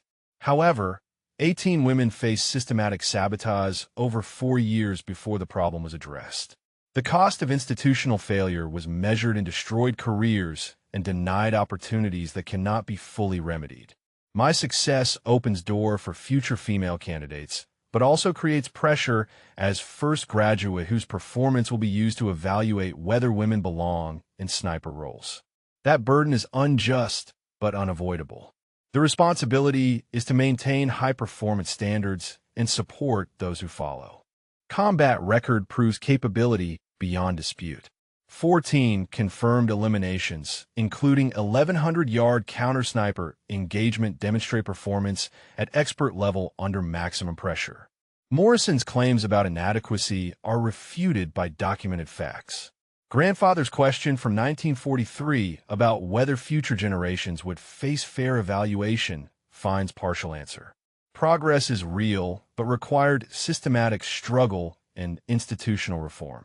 Each generation faces different manifestations of similar prejudice. Combat performance remains final arbiter that silences doubt. The journey from candidate facing sabotage to combat-proven sniper with Bronze Star validates both individual capability and the importance of fair evaluation systems. Truth is revealed through performance that cannot be questioned or dismissed. The fight continues through example and persistent demand for evaluation based solely on demonstrated competence. 6 months after graduation, Maya stood in the Scout Sniper School building at Quantico preparing for her first day as instructor. Webb had personally requested her assignment to the teaching staff, recognizing that her combat experience and understanding of institutional bias made her uniquely qualified to help implement the reforms. She wore her Bronze Star alongside her Scout Sniper insignia, visible reminders of the journey from sabotage candidate to combat veteran to instructor. The building had changed since her graduation. A new display occupied the main hallway, featuring photographs and citations. Master Sergeant James Chin's Medal of Honor citation from 1945 was mounted beside Corporal Maya Chin's Bronze Star citation from the previous year. The display was titled Legacy of Excellence, with text explaining how grandfather and granddaughter had both overcome systematic discrimination to prove their capabilities through exceptional combat performance. Between the two citations hung Maya's custom scope cover engraved with phantom links, donated to represent her Syria deployment. Martinez walked through the hallway, examining the display. She had graduated from Scout Sniper School 3 months earlier as part of the first class with multiple female graduates. 2 other women who had returned after facing Morrison's sabotage graduated alongside her. Martinez now served with a Marine Infantry Battalion preparing for deployment. She had specifically requested permission to visit Quantico before deploying to thank Maya for the investigation and reforms that had enabled her second opportunity.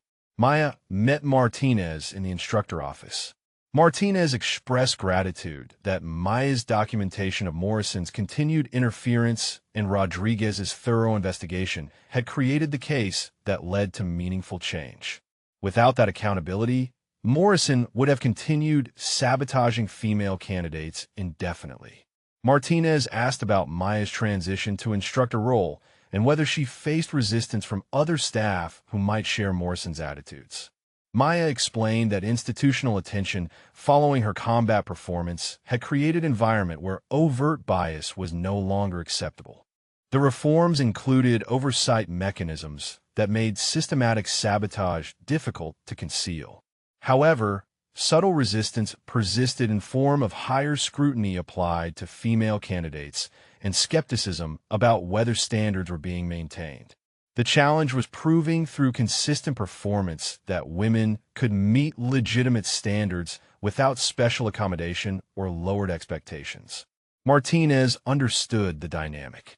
Her own qualification scores had been scrutinized more carefully than male candidates in her class, with evaluators watching for any indication that she received favorable treatment due to the reforms. She had responded by exceeding minimum standards at every evaluation, creating performance record that could not be questioned. Her approach mirrored Maya's strategy of using undeniable performance to silence doubt. The first class of Maya's instructor assignment arrived that afternoon. 52 candidates, including 8 women, reported for the initial orientation. Maya noted the increased female representation compared to the 3 women in her own class. The reforms and visibility of successful female graduates had encouraged more women to attempt the program. The pressure to prove that multiple women could succeed without compromising standards was intense. Maya conducted the orientation briefing with focus on evaluation standards and expectations. She explained that every candidate would be assessed solely on demonstrated performance, with no consideration of gender or other factors irrelevant to tactical capability. Equipment would be independently verified before evaluations. Multiple evaluators would score each qualification attempt. Anonymous reporting channels existed for anyone who observed misconduct or bias. The goal was fair evaluation that identified the most qualified candidates regardless of who they were.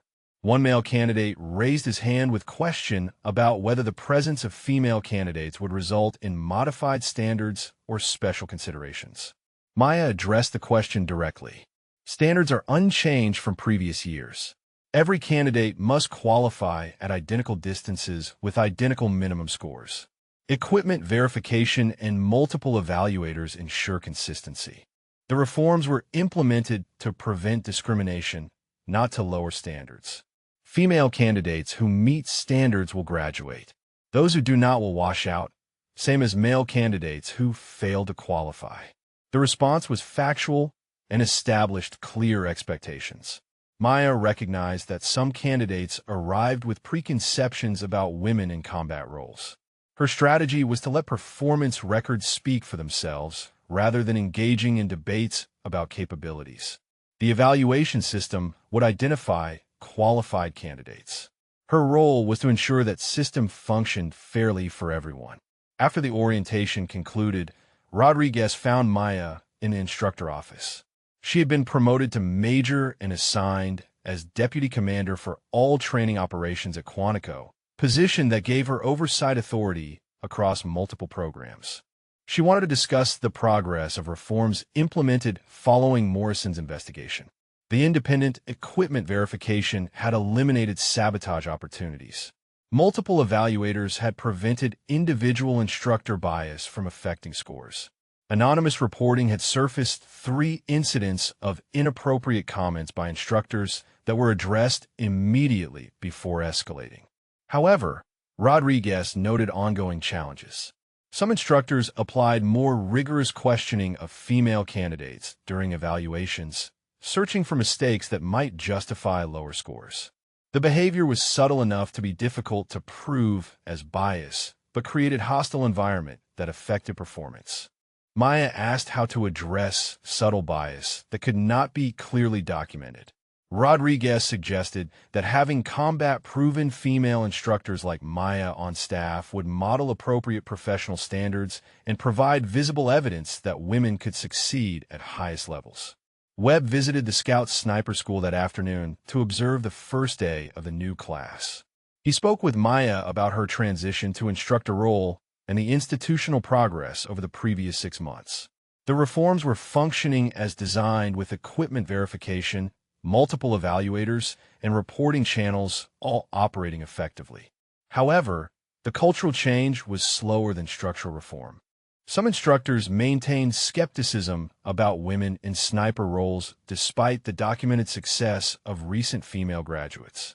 Webb's assessment was that sustained success of multiple female snipers over time would gradually shift culture more effectively than policy mandates could achieve. Maya's combat performance had opened the door.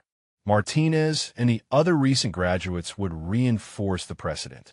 Future female candidates who succeeded would normalize women in sniper roles until it became unremarkable. The transition would require years, but the foundation was established. Henderson contacted Maya that evening with news that he had been assigned to the same infantry battalion as Martinez, both preparing for deployment to the same operational theater. He wanted Maya's perspective on working with Martinez, given her previous experience being sabotaged by Morrison. Maya assured him that Martinez was highly capable and had qualified through legitimate evaluation under the reform system. Her performance record was strong, and she deserved full confidence from her unit. Henderson appreciated the endorsement and mentioned that some Marines in the battalion had expressed skepticism about female snipers' combat effectiveness. Maya suggested letting Martinez's performance demonstrate her capabilities rather than defending her preemptively. The parallel to her own experience was clear. She had faced identical skepticism that was silenced only through undeniable combat performance. Martinez would have similar opportunity to prove herself. Williams called from his current assignment to congratulate Maya on her instructor position. He had been following the progress of Scout Sniper School reforms and the graduation of multiple female candidates. His assessment was that institutional change was occurring faster than he had expected, given the deeply rooted cultural attitudes. Maya's combat performance had created credibility that enabled reform in ways that policy mandates alone could not have achieved. Williams asked whether Maya faced pressure as instructor to ensure female candidates succeeded. Maya explained that her approach was to evaluate all candidates by identical standards, providing neither favoritism nor additional scrutiny based on gender. Some female candidates would succeed, and others would fail based on their individual capabilities and performance. The goal was fair evaluation, not guaranteed outcomes. Williams agreed that approach maintained integrity of the program while implementing needed reforms. The evening brought time for Maya to write in her journal, now focused on her instructor experiences rather than her own training. First day as Scout Sniper School instructor. 8 female candidates in class of 52, significant increase from 3 in my class. Reforms are functioning with equipment verification, multiple evaluators, and reporting channels operating effectively. Cultural change is slower than structural reform, but progress is visible. Martinez graduated 3 months ago and deploys soon with Henderson's battalion. 2 other women who returned after Morrison's sabotage also graduated. 15 total women contacted about returning for fair evaluation. The institutional accountability was comprehensive, with Morrison receiving dishonorable discharge, Davis forfeiting retirement, and 2 other instructors removed. The case study of Morrison's misconduct is now required curriculum for all Marine Corps instructor training programs. My combat performance created credibility that enabled reforms in ways that policy alone could not achieve. 14 confirmed eliminations, including 1,100-yard counter-sniper engagement, proved capabilities beyond dispute and silenced skepticism about women in sniper roles. The responsibility now is to ensure reforms function as designed and that future candidates receive fair evaluation I did not initially receive. Some instructors maintain subtle bias through excessive scrutiny of female candidates. The challenge is addressing attitudes that are difficult to document while maintaining evaluation standards. My strategy is to model professional conduct and let performance records demonstrate that women can meet legitimate standards without accommodation.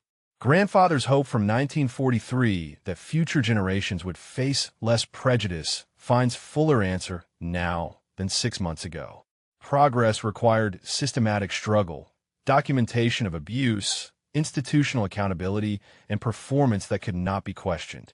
The cost was measured in careers destroyed before reforms were implemented. 18 women faced Morrison's sabotage with 0 graduates over 4 years. That injustice cannot be fully remedied, but can be prevented for future candidates through sustained commitment to fair evaluation.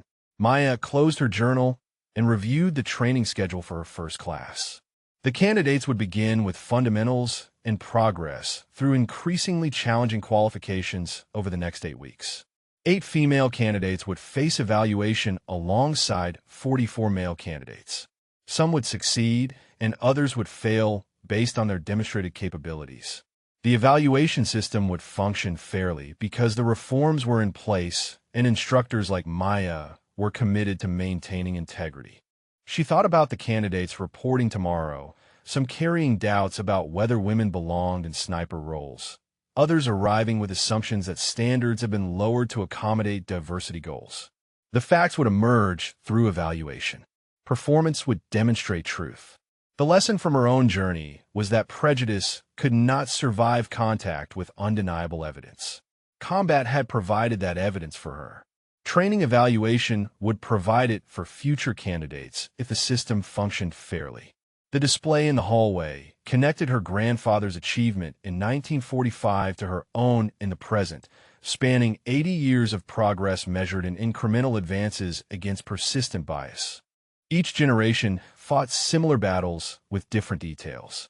The weapons changed, but the underlying challenge remained constant, proving that capability transcends assumptions about who belongs in demanding roles. Her grandfather had faced that challenge and succeeded through combat performance that earned Medal of Honor. She had faced parallel challenge and succeeded through combat performance that earned Bronze Star, an open door for others. The door was now open with reforms, ensuring it remained accessible. Future female candidates would face fair evaluation based on capabilities rather than systematic sabotage. Some would succeed and join the ranks of qualified snipers. Others would fail legitimately without the complication of wondering whether bias contributed to their washout. The system was not perfect, but it was measurably better than 6 months earlier. Progress was real and continuing. The fight went on through example, through persistent demand for fairness, and through performance that could not be questioned or dismissed. Maya was ready to contribute to that continuing struggle as instructor who understood both the standards and the obstacles. The next generation deserved nothing less than fair opportunity to prove themselves. She would ensure they received it. The story of Phantom Lynx, from sabotage candidate to combat veteran to instructor, represented one journey in longer struggle. Other stories would follow as more women entered sniper programs and proved their capabilities through performance. The path had been difficult, but the destination justified the struggle. Truth had been revealed through combat performance that vindicated her capabilities and honored her grandfather's legacy. The responsibility now was to ensure that future candidates could achieve similar validation through fair evaluation rather than having to overcome systematic sabotage. That responsibility would shape her work as instructor and define her contribution to institutional progress. She accepted the burden willingly, knowing that her success had created opportunity for others. The fight continued, and she was prepared to see it through.